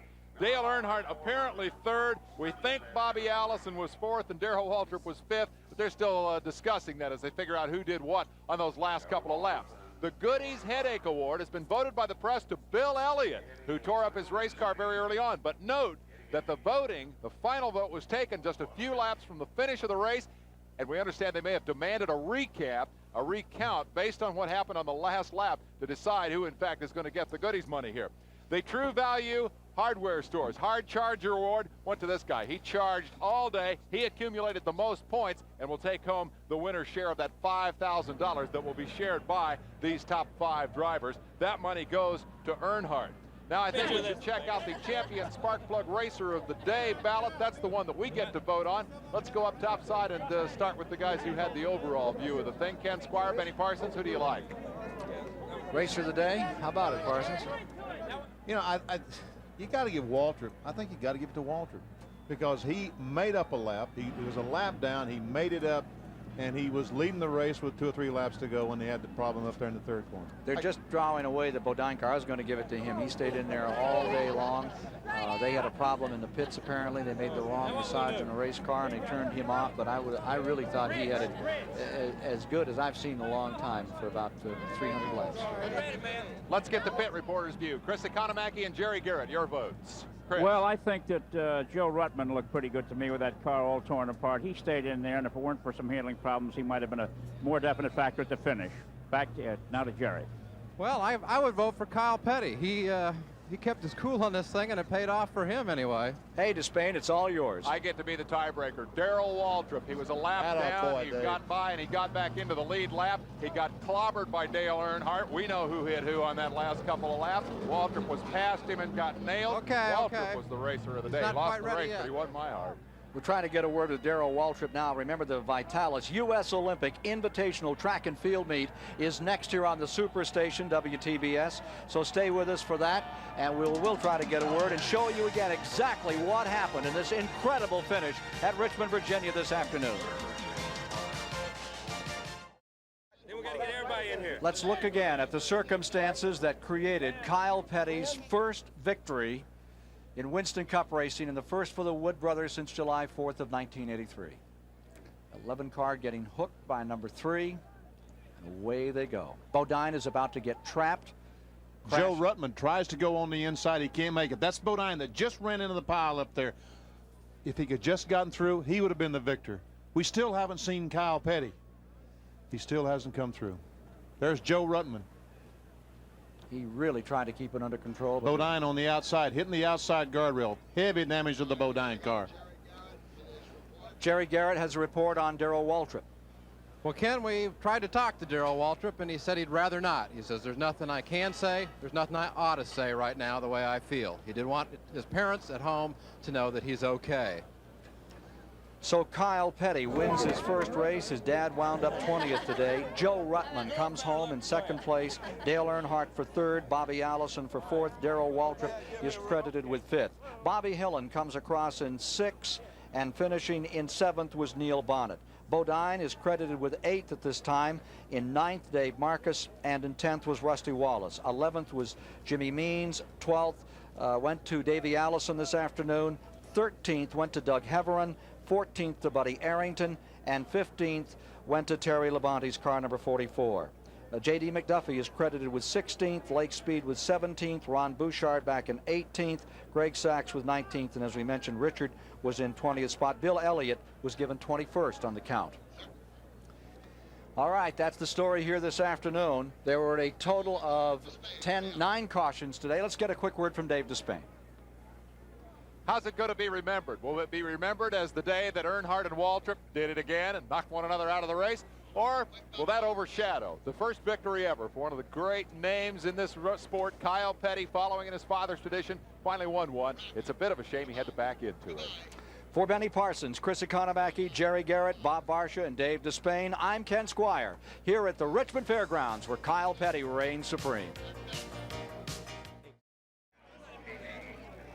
How to win races. Well, you got lucky again, you know what I mean. Anytime you run a race anywhere and you win, you're lucky. But he ran good all day long, and he just happened to be in the right place at the right time. And, you know, I guess he'll take those wins just like we take any of the rest of them. You kind of left victory circle to him. I guess that's what Lee did to you when you won, didn't it? Well, I didn't mean to leave it to him. We didn't have too good a day. We was everybody else. We was bouncing off the wall all day and all this kind of stuff. But it was a good win for him. He ran hard. He's been running hard, and you know, they just put it all together today, and they had some good luck, and they was able to win the race. You remember your first race victory? I guess you got to be that happy for him. Well, I don't know. Right now, I'm trying to get happy for me.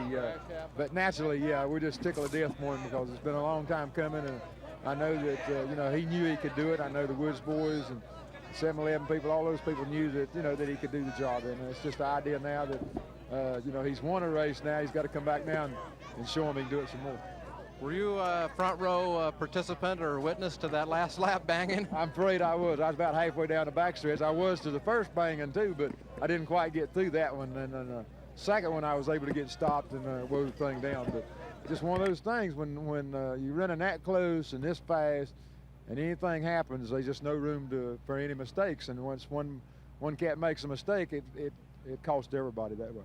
Were they guilty of being a little too intense there, you think? Well, I'd say that, you know, it shouldn't have happened. I'll put it that way. So, you know, it did, and Kyle wound up winning. So Kyle wound up on the good end of that part, though. Okay, thank you very much. Kyle, it's kind of a page out of the Petty handbook on how to win races, isn't it? Yeah, it seemed like it anyhow. You know, we just caught all the breaks today. Every time something happened, we had a flat tire one time, caught a caution. We were able to change it and stay in the lead lap. And, you know, we run at the tail end of the lead lap all day long, and we kept changing stagger and kept changing chassis setup and never really got it right, but we got it close enough to where we could stay out of trouble, and, you know, it paid off at the end. Haven't you felt like you're overdue for a break here for a long time?